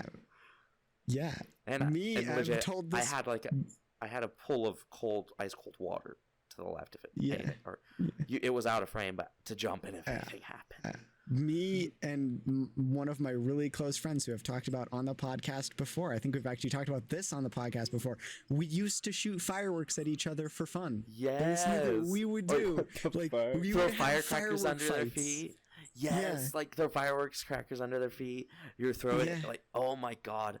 I have Roman a scar. candle fights. I've not had any scars because I've actually prepped right ahead of time. I was able to jump in quick enough or something. Yeah. I've been hit with a fucking Roman candle. That fucking hurt, but I was fine. My scar is he threw a red dynamite in my shoe. And I kicked off my shoe in time. But the fuse burnt you. The fuse. Mm-hmm. It's the fuse. The fuse fell off of the fucking firework and burnt a hole through my sock and into my foot. And I still have a scar to this day where the wick burnt its way into my foot and left a white burn on the top of my foot. So, we learned. On my right, or either my left or my right hand, I still have a scar on like the inside of my one of my knuckles of when I was prepping the coal for our grill. I did the lighter fluid in that, and it was like one of those coal things, you know, you put it in the tube and you light it there so it's all together, and then you like hit a button and you go up and it all drops. My knuckle accidentally hit the metal and it burnt me. I still have a slight scar to it on my knuckles to this day. Like Yeah. That was just like a total mistake that happened. Like, I can't do much about that. But you learn stuff. You learn to be more careful around stuff. I legit was so much more careful around that thing than I was, because like I thought, I'm not gonna get burned with this. I was taking it super easy because you know I played with plenty of more fire than this before in my life. Right. Yeah. Experiential learning is like 10 times more effective than being taught things by being told or reading a book or whatever. Like, doing it is way more effective. Way more effective. Doing it and making a mistake and fucking up and being hurt from it, way more effective. Like, one of the things... I take a time machine and take you guys back to the past and have this conversation with my mother. Yeah. Because it wouldn't let me do anything when I was a child. Yeah. It's like... I learned... Don't worry. Once we move in together, I'll do plenty of stuff with you. That's... I don't want you to throw a firework at me. Don't worry. I won't be the one doing it. I won't be doing it. Don't worry. I'm not the one that's going to be doing it. I'll give you a Roman candle and you can shoot it at me. How's that sound? Yeah. Then you can learn by his pain. Okay. Anyways. Yeah, exactly.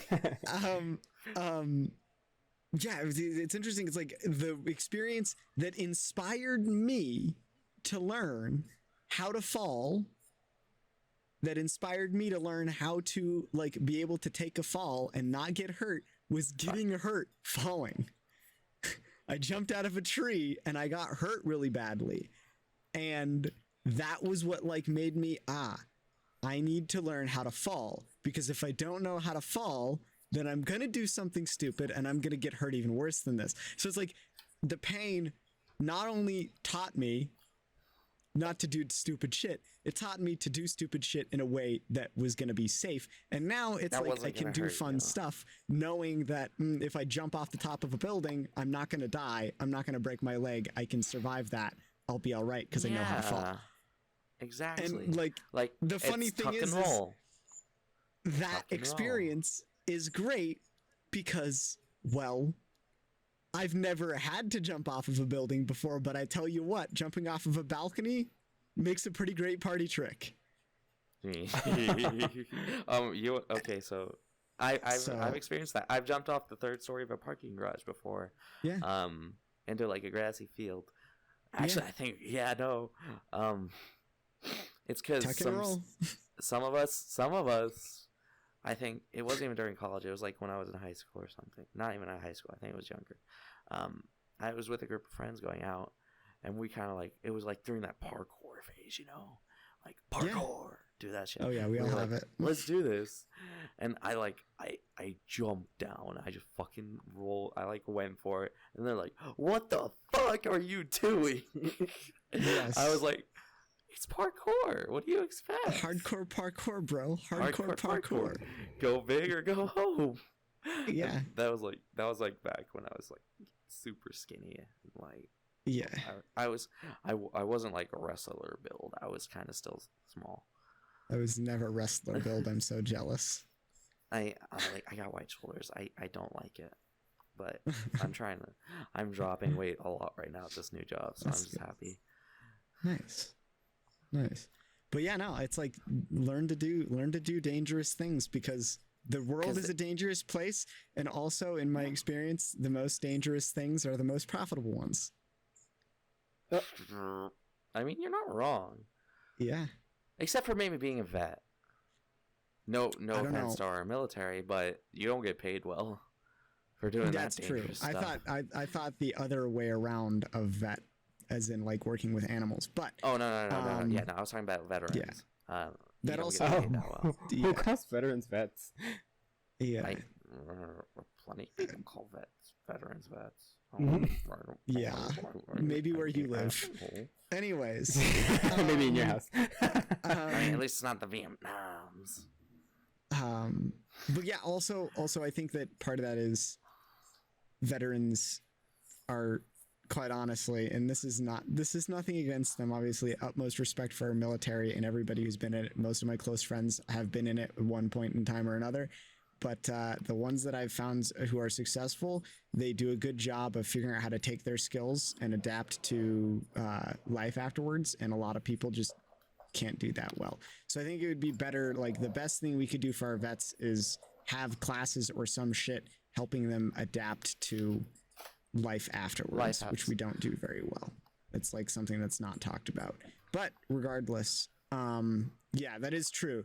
But outside of military, oh, you just fell over. I'm joking. Outside of military, like the most dangerous things end up being the most profitable. Being able to do dangerous things safely is a very, very, very profitable thing. So yeah, I think it's very interesting. It's very, very fascinating.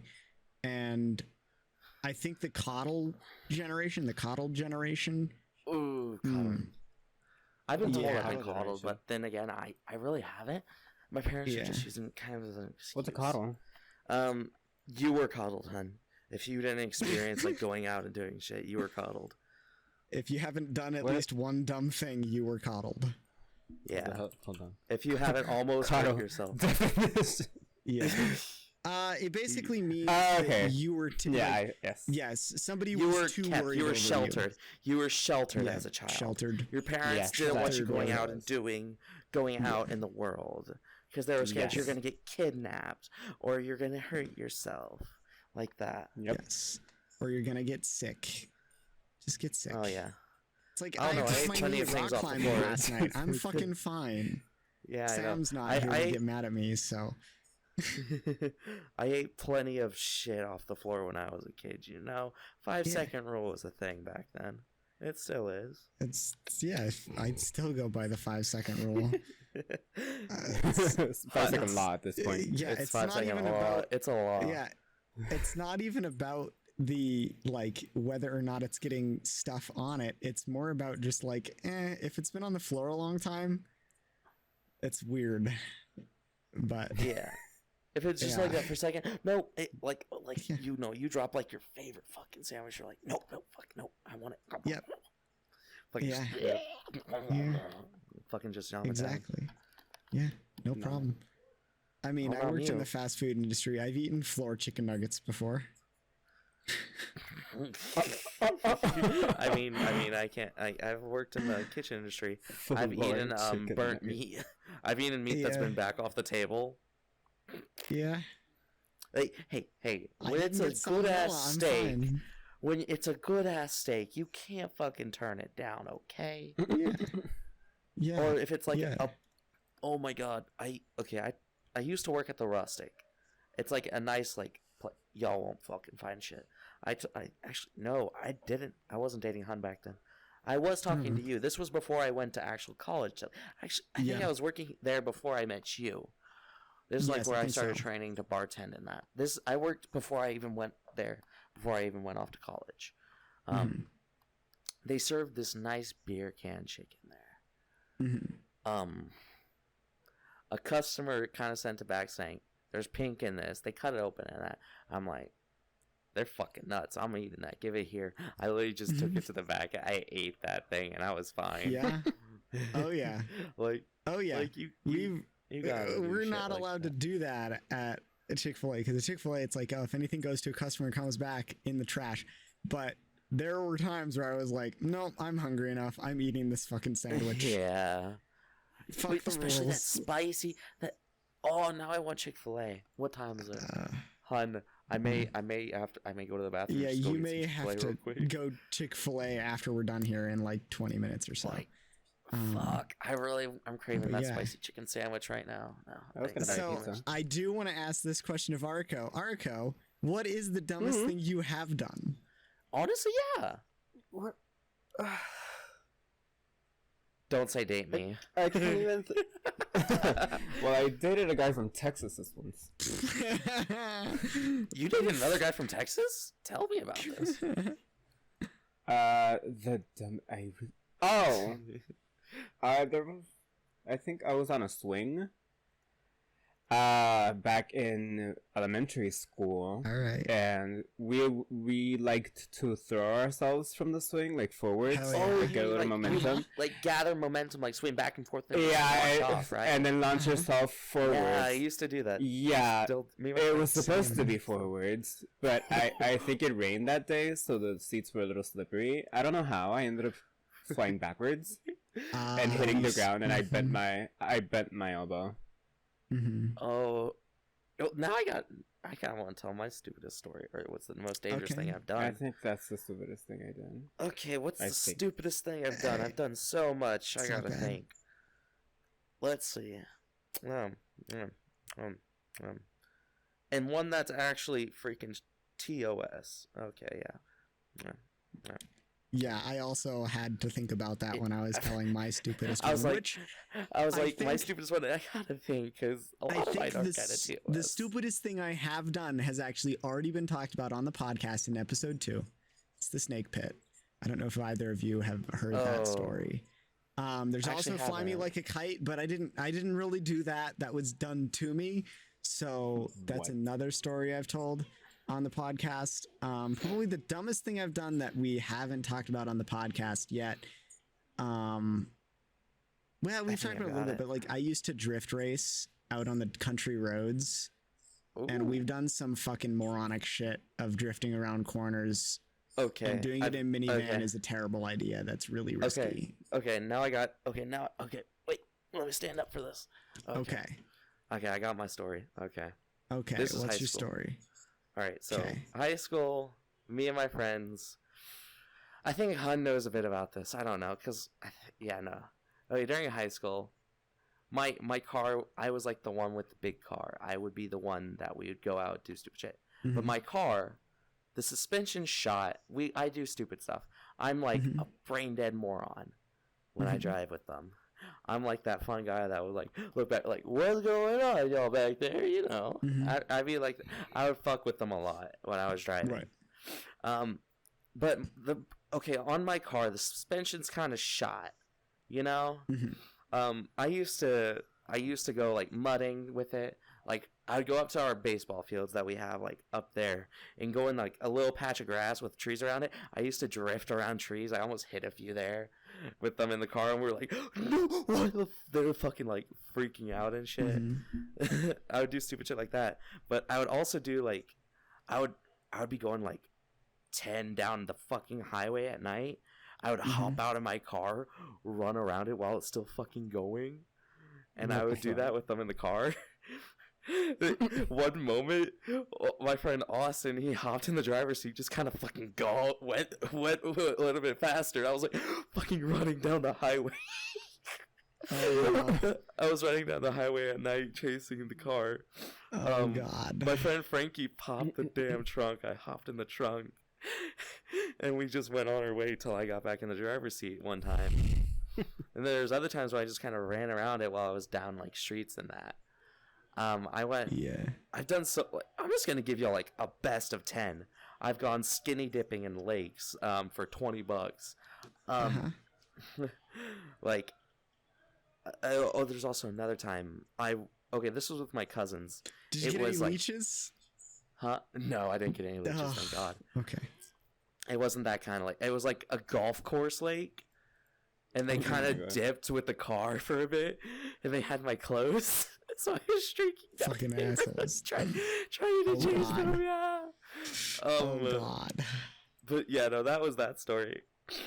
And another time I was with my cousins.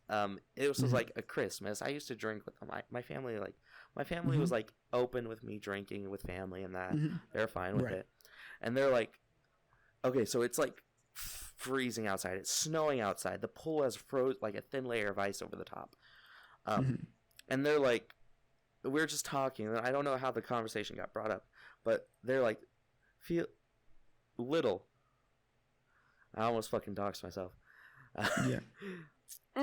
They're like, little.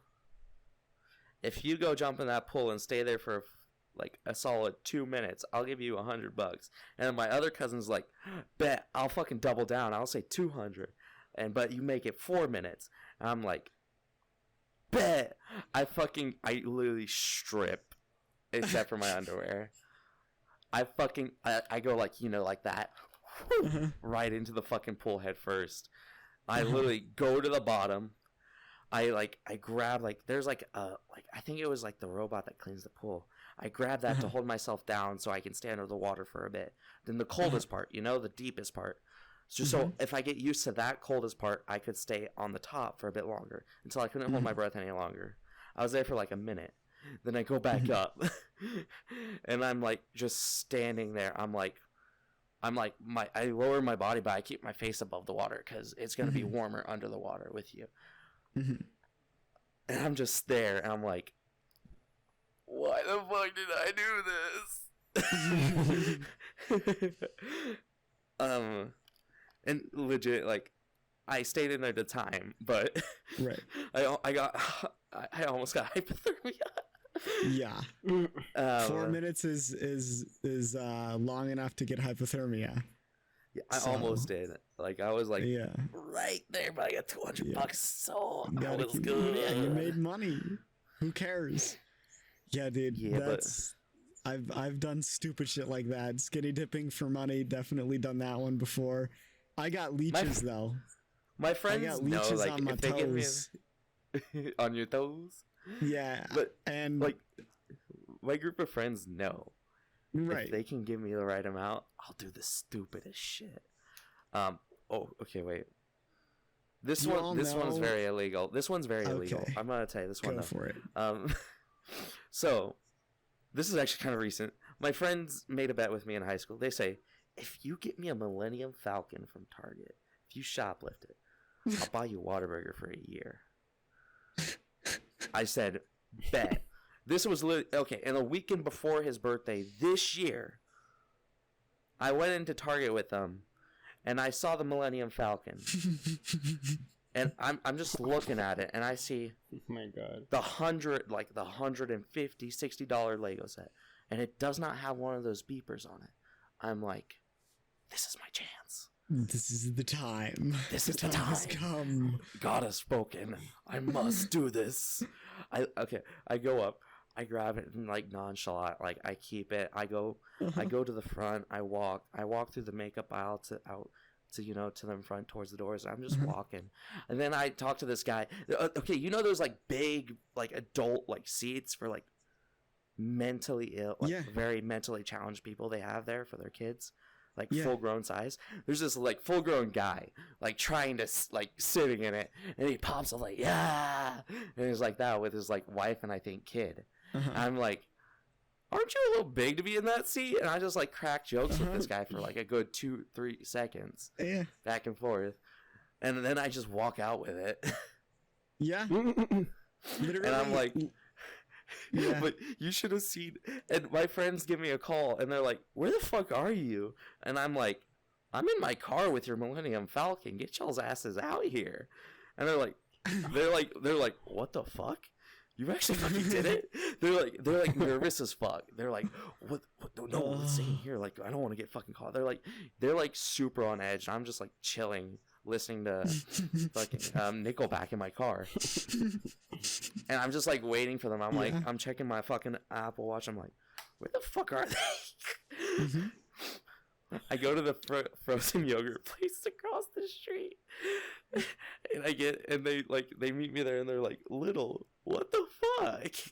We didn't think you'd actually do it. And I'm like, happy birthday. Happy birthday. Have a birthday. stolen Give me some Millennium Whataburger. Falcon. Yeah, give me some fucking Whataburger.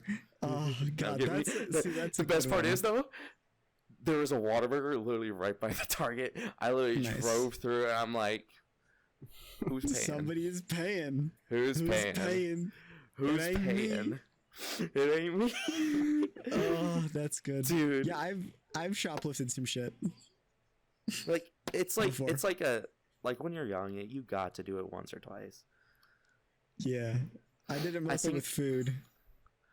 Okay, no, I've done that too. But I think that was like one of the most expensive things I've done. Yeah. And that was one of the most stupidest things. Like, if I got caught, I could have really gotten fucked. Yeah. Well, like we've talked about this before on the podcast. One of the keys to getting away with nefarious things is pretending that you're not doing anything nefarious. Exactly. That's why I was walking, and that's why I cracked jokes with the guy. Just look natural. Don't freak out. Exactly. Just act natural. Because like that's the thing. So I've talked about this on the podcast before, but I'll go into a little bit more detail here. I live pretty close to a major metropolis. I live pretty close to a really big city, and one of the things that a couple of my more nefarious friends and I used to do is we used to go into the city and dress well. Like, here's the thing is like, you got to dress up at least like, you know, nice button up shirt, vest, tie, slacks, look professional, right? And then see how high up in buildings, business buildings, you can get before somebody stops you. Oh, that sounds so fucking The fun. end goal is penthouse. Now, you have to remember, you can get into huge trouble because the property up there, well, like, it's owned by people, so you're technically trespassing. Usually, they're just like, get the fuck out. Usually, they're not like, they're not like, we're going to call the cops on you, because the moment that you get caught, you just have to fess up. You have to be like, ayo, I'm sorry. This is a bit that we do. Me and my friends, we're just here. We do this every now and then. We choose a different office building. We see how high we can get up in the office building. See if we can get to like the executive suites. And just for fun, like, we're not doing anything nefarious. We're just here goofing around. And usually, like, the security guys are like, "All right, like, we get it. You're a moron. Get the fuck out of here. Don't come back, or we'll call the police." And so, no, you couldn't actually even do that nowadays too, because the security they just have at the front, like even the card swipe. Like, you couldn't even play that game nowadays. No, you can. Oh, you can? Yeah, you can totally. Oh yeah, you can totally. You just have to wait for somebody with a card and carry a box. Be like, "Hey, yo, I'm headed to the 15th floor. Can you like open up the door for me?" Oh my god. No, okay, I get that. What? Yeah, social engineering, dude. Carry a box. Carry a briefcase. Pretend you know where you're supposed to be. It's like that thing with the ladder. If you carry a ladder into any place, they'll just let you in. Yeah. It's like that fucking meme, remember? Like, y'all remember? If you carry a ladder into a place, you can get into anywhere for free. That was the joke. And it actually fucking worked. Yep. Ladders, toolboxes. Yeah, dude. If you just look like you're supposed to be there, people will let you in. Get in. Exactly. Especially if it's a lower like ranking employee, like they don't know shit. If they see a guy like just coming up in, like they're like, they said, okay, yeah, go ahead. Yeah, they don't like care. say, yeah, no, I'm gonna do some work on the bathroom upstairs. Y'all have some stuff. Yep. I'm gonna work on or like carry a briefcase and name drop somebody like, "Hey, I'm here to see so and so." And here's the thing: usually they'll beep the receptionist, and the receptionist will just beep you up. Yeah. They don't know. They don't care. The receptionist is probably a minimum wage employee. So it's like you name drop like a mid-level executive. They're not going to respond themselves. It's their receptionist who probably has 19 million other things on their plate, right? She's just going to click that, let them up button. Like, I don't know what meetings my boss has today. Fuck this shit. It's 7 in the morning. I have a million things to do. Yeah. And sometimes you don't get in. And then you just but then go to a different building and try again. Like... Yeah, like the worst that can happen is they go, "You're not allowed in," and you leave. Exactly. Like, you're not on the schedule. I'm sorry. You must leave. Yeah, exactly. Like, and it's like they're not going to call the police because, like, 90% of the time, if that happens, it's because scheduling conflict or receptionist doesn't know what they're doing or whatever, right? So it's like, or you're not let up. They just said, I guess the meeting wasn't planned correctly or something. Yeah, exactly. So like, they're not going to call the police if the meeting's planned incorrectly. It's like you have to be like really pushy for them to be like, okay, what the fuck are you doing here? For security guys to like care, you got to be like suspicious. So as long as you're not suspicious, they do not give a fuck. And it's like you can go. And like here, I'll give everybody who wants to try this. I don't recommend it. Don't do this at home, please. You could get in big trouble. But if you want to, here's a little trick. Okay? Carry like a tech bag with you, like a techie looking kind of briefcase or something like that. This man would know. Claim you're there to work on the printers.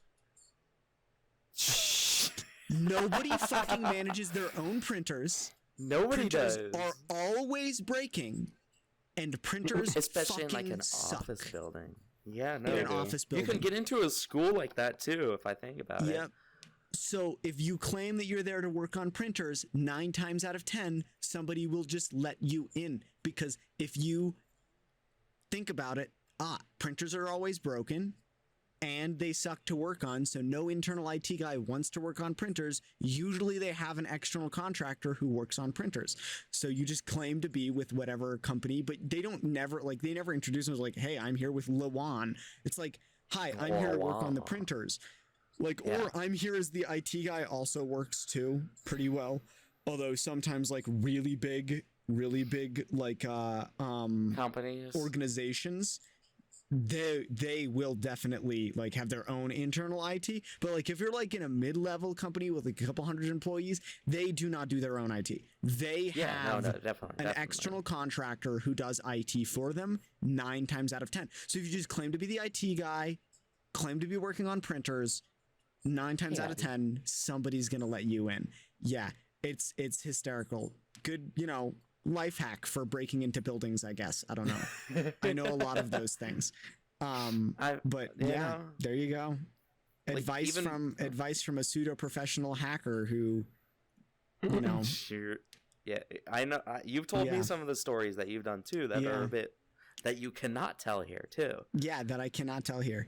But yeah, thanks for following me, Adia. Nice to have you here. Anyways, yeah. So that's one of the things. It's like,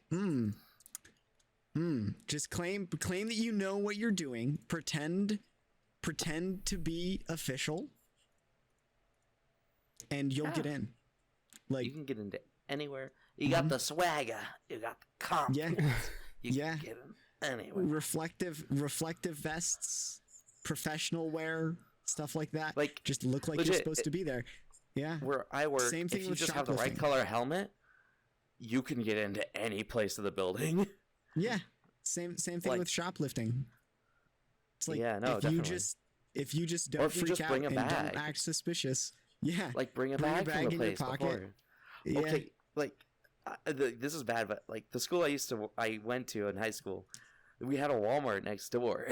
But the Walmart ran out of business because so many fucking kids from the high school stole shit from the Walmart. Like, it literally closed down within the year because it was that bad. Yeah. We have... I can't say, but I contributed to the problem. We have gas stations here that have locked cupboards for candy. Shit. Oh my god. Because so many people shoplifted candy that they were like, we have to install anti-theft shit to prevent people from stealing fucking candy. That's how bad it was. Yeah. So yeah, just pretend to be where you're going. Yeah, I mean, like, honestly, I think probably the most shoplifted thing, the thing that I've shoplifted the most times, Burt's Beeswax, dude. That shit's so expensive. I'm not paying $5 for lip balm. I'll just fucking shove it in my pocket. Walk away, man. Or like, I think I when I was a kid and I was stupid, don't judge me. Like, when I was like 5. Yeah. I used to grab Club Penguin membership cards and put those in my pocket. Oh yeah, before they activated them at checkout. Yeah. Like, I thought I was being fucking smart, I used to put them in my pocket. I'm like, but then I realized, I'm like, wait, they don't work. Then I think I did this. I told my grandma one day when I was younger, I'm like, could you go to the store and tell them these aren't activated after I bought them? They actually did it. Like, stupidly, they actually activated them. Yeah. They activated them. But it didn't work after that first time. Yeah. That used to be a thing that you have to do with Steam gift cards, is you still have to check. You still, I think, well, a lot of places. Some places they are like full coverage now, where you can't. But you used to have to check the back of them to make sure that the thing wasn't scraped off and somebody took a picture of the fucking code.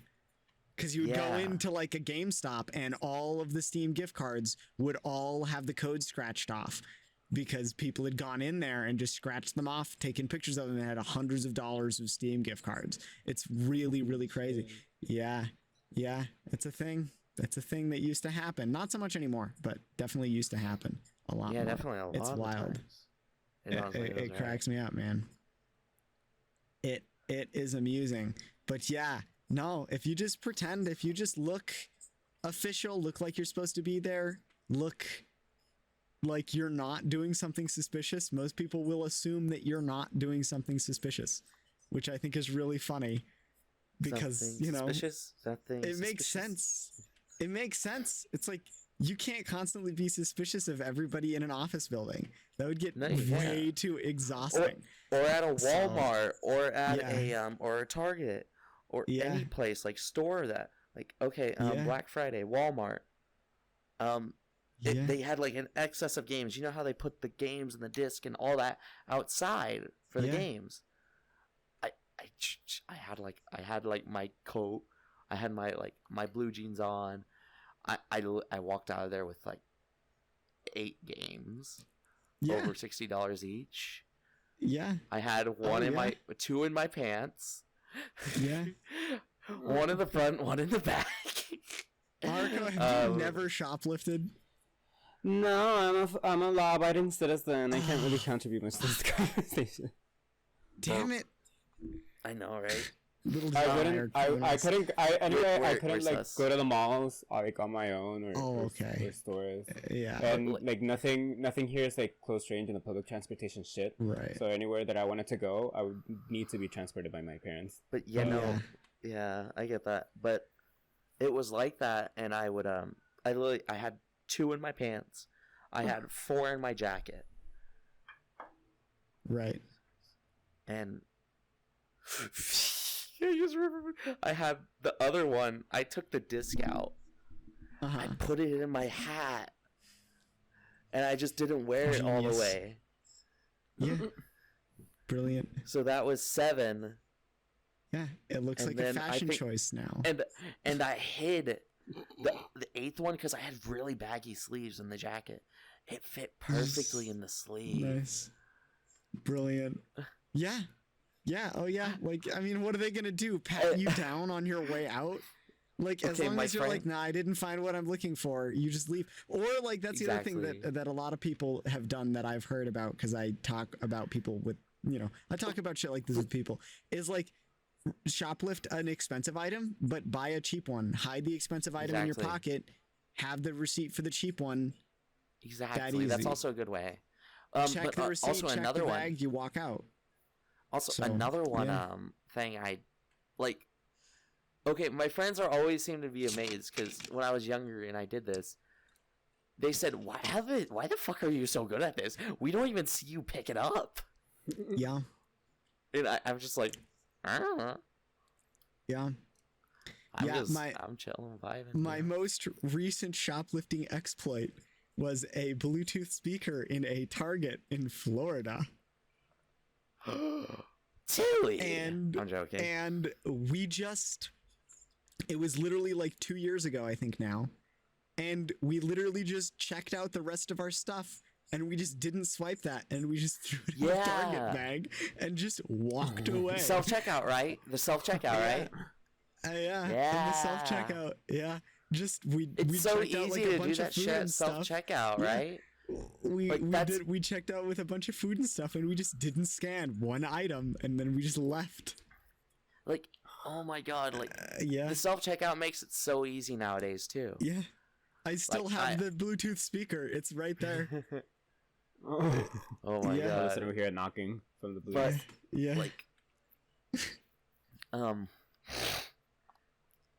They don't it's so easy. Like, you can, I think I've done this a few times, like vegetables and that, like, you know, I like get like 20 of them and I put in 2.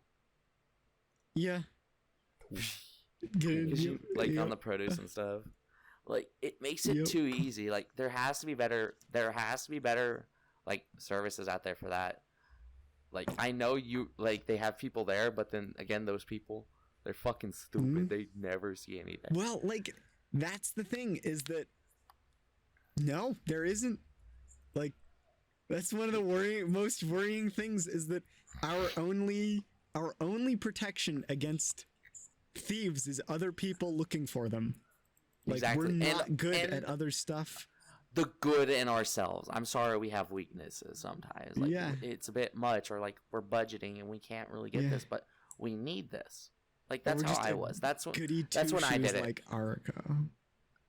No, he was sheltered. Okay, he was sheltered. He had goody two shoes. Don't worry I know about he would have it. shoplifted. He had a chance.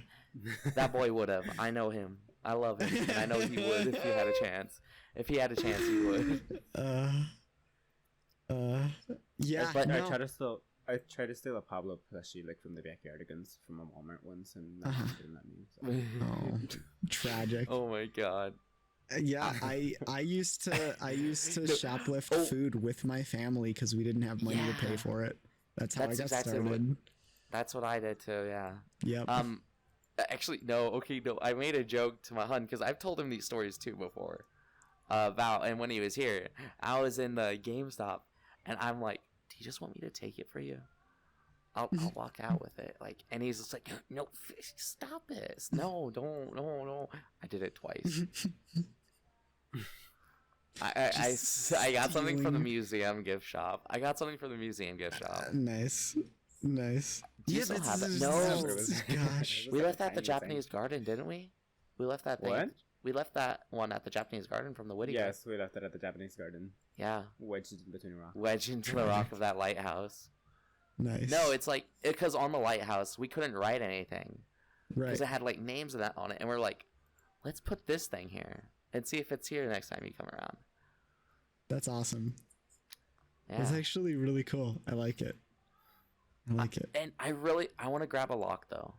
And you saw the lock from at the downtown, remember, hun? Or are you close to where you bought the ring? I want to take a lock and I want to do that with you. There. Yeah. Throw the key away. It's like, yeah. Did you know that they actually got rid of all those locks in Paris? Yeah, no, I did. That happened a while ago. That was very big. Very tragic. Honestly. It's because it now made the bridge a lock has to unstable. break up. By obligation, they must break up now. Yeah, so I think the reason that they removed the locks it's because there were the structural support of the yeah. It made the structural support of that actual bridge. It fucked it. Like there were so many locks. There was thousands upon thousands and thousands of locks on that bridge. Was breaking the bridge. Yeah, and each one of those locks is like 5 pounds, or could be like 5 pounds easy. Yeah, 5 pounds. Really? Yeah, some of them. Those heavy duty locks, easily. Yeah. Holy shit. Yeah. Imagine that times like 10,000. That bridge is fucked. Yeah, it's true. Like it was bound to happen once in a while. It's true. Anyways, I hate to cut the conversation off, but that is the time. I don't want to have a really long episode because, to be honest, editing them is hard. But also because I should probably go get food and I have a couple of things to do. But this has been amazing. You both have to come back on again shortly. I do want to do a few things before we leave, which is first of all, the podcast world that you're in, Little J. It's Raccoon's podcast world, and she is actually another guest who's going to be coming on the podcast. I'm not even fucking joking. I know the person who made this world personally. We're coming on. You got to bring me on with her. With them. Yeah, Raccoon is fucking awesome. Anyways, you got to bring me on this with that episode. We should. Just because that's kind of funny that I visited like 3 podcast worlds. I visited like 3 podcast worlds. I'm like, I like the cut of this one. I like this chair. Yeah. I'm gonna take that damn Raccoon. chair. I'm legit. Okay, because do they have a VRM? Do they do VRM? I don't know. Like he's Twashbin. Okay, well if they do, I'm legit I'm gonna come in. I'm gonna be like last second, and I'm just gonna be like, I'm in your chair now. This is my world. Yes. I've got to do that. Okay. You can. I really want to make that joke. Because I really want to make that joke. Twash Raccoon had a podcast for a bit, but I don't think they're really doing it anymore. So, yeah, that's the world that they used to do their podcast in, which I think is really hysterical. Another person I met on VRChat. But yeah, also a streamer. Go subscribe to or follow Twash Raccoon on Twitch. fucking amazing. Super look, you can funny. see it right there. You can. It's right there. It's right there. Go. Super funny. It's right there. Go follow because coming on the podcast. Damn, where's my shout out? Like, God damn. I don't know. Well, that's what we're getting to. LittleJ, Arico, intern, whoever wants to go first. Where can we find you guys if you want to be found? Twitch, Twitter, okay, our servers. Okay, we're everywhere, man. We visit a lot of places. www. or whatever it is, twitch.tv/LittleJ1450. Awesome. You can find me on mostly Twitter is where I'm mostly active at, Arico_VR. Awesome. That's where I mostly post or updates if you on want my the avatars. AD Or account. my YouTube, if you write Arico Utelo or Arico VR, you might be able to find my stuff. Yeah. I also have a card. Or you can so. Or you shout out your world. Actually, no, fuck it. Wait, I'm shouting out his world. Give me 5 seconds. Okay. Yeah. You guys, if either of you have any links, you probably won't get a lot obviously from it, but if you have any links that you want to shoot me in our DMs in that chat, I will put them below the video. So for all of the listeners on YouTube or Spotify or whatever, in the description of the video, there will be links there to Arico and to LittleJ's social media and content. Go follow them. They're amazing. We're going to see Arico's world in VRChat, which is also amazing after Steam settings. Yeah, I'm actually going to go ahead and so we don't dox his oh, there we go. Okay. Steam, I'll probably edit that out in post. But anyways, amazing. It looks amazing. I think there have been some changes since the last time I saw it. His 2 most recent avatars. Oh, actually, you can find a lot of his stuff right here. Oh, yeah. Amazing. Yeah. His Discord server up there, right there in the middle.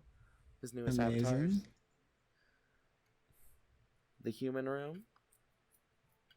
Yeah, you have definitely done more since I last saw you, as expected. Because I haven't been in VR in like 8 months, and the Nana room. You've been doing things, which is awesome. Yes, I have. Super exciting. Okay, and that's very nice. All of it. Awesome. Well, thank you two for coming on. You can find me. Thank you for having us. Yeah. Absolutely. Super fun to have conversations with both of you. Super fun to talk to you again, and definitely got to hang out again soon. Not on the podcast, and also you definitely both have to come back on the podcast. It's like funny because like so far all of the guests have done at least 2 episodes, which I'm going to continue doing that, and I'm definitely going to have return guests because I really like talking with you guys. So hell yeah. I'm a memer. We'll do memery too. I just wanted to. This is like a good first memes. Yeah, I'm a little angel. We need to do like memery. I'm a little angel. I can't do this. Bullshit. Lies. Wait, I'm a little lies. saint. Is this the wrong way? I don't steal. Bullshit. I don't put firecrackers in people's shoes. I mean, sure, that's fair. I'm okay. I may have shot like $150 dollar worth of big ass firecracker on a neighbor's porch, but that's just because he was a dick. Okay. Yeah, burning his house down would have been just a benefit to society. Anyways, as far as me, you can find me at Cthulhu Tilly. I am on Instagram. I am on Twitter. I am on TikTok. And of course, Twitch, where we're streaming this right now. We're also now have Chatting in the Void. I created a Chatting in the Void, I believe, TikTok and Instagram. I need to create a Twitter, and I need to create a couple of other social media accounts for Chatting in the Void specifically. But yeah, please go follow us there. I'm going to start making some more content as terms go on. I don't know if I'll get to that this week because quite honestly, I am like 3 episodes now behind on editing podcasts. So that's probably going to take up most of my day tomorrow. So that I can get those up for the next couple of weeks on all the podcast platforms, which if you want to follow the podcast and listen to the other episodes in audio only form, You can find it on like Spotify, Apple Podcasts, Google Podcasts, just anywhere where podcasts are found. It will be there. I can almost guarantee you. And then, of course, also please go follow us on YouTube if you can. Subscribe to us there. All of the podcast episodes do go up on YouTube as well with the video from the stream, so you can have that audio visual side. But yeah, thank you both for coming on. That's pretty much the whole spiel from the podcast. It's been a blast, and hopefully next time we'll talk less about crime, or maybe we'll talk more about crime. Personally, I find it more fun to talk about crime, but you know. I don't think I'll be able to join that podcast if you talk about crime. That's Arico, goody two shoes. It's okay, you know. Yeah. You can come come down observe. And LittleJ and I and we can all hang out in person someday and commit crimes. Yeah. It'll be a good time. I'm not gonna lie, I tried to get him to shoplift once when he was here.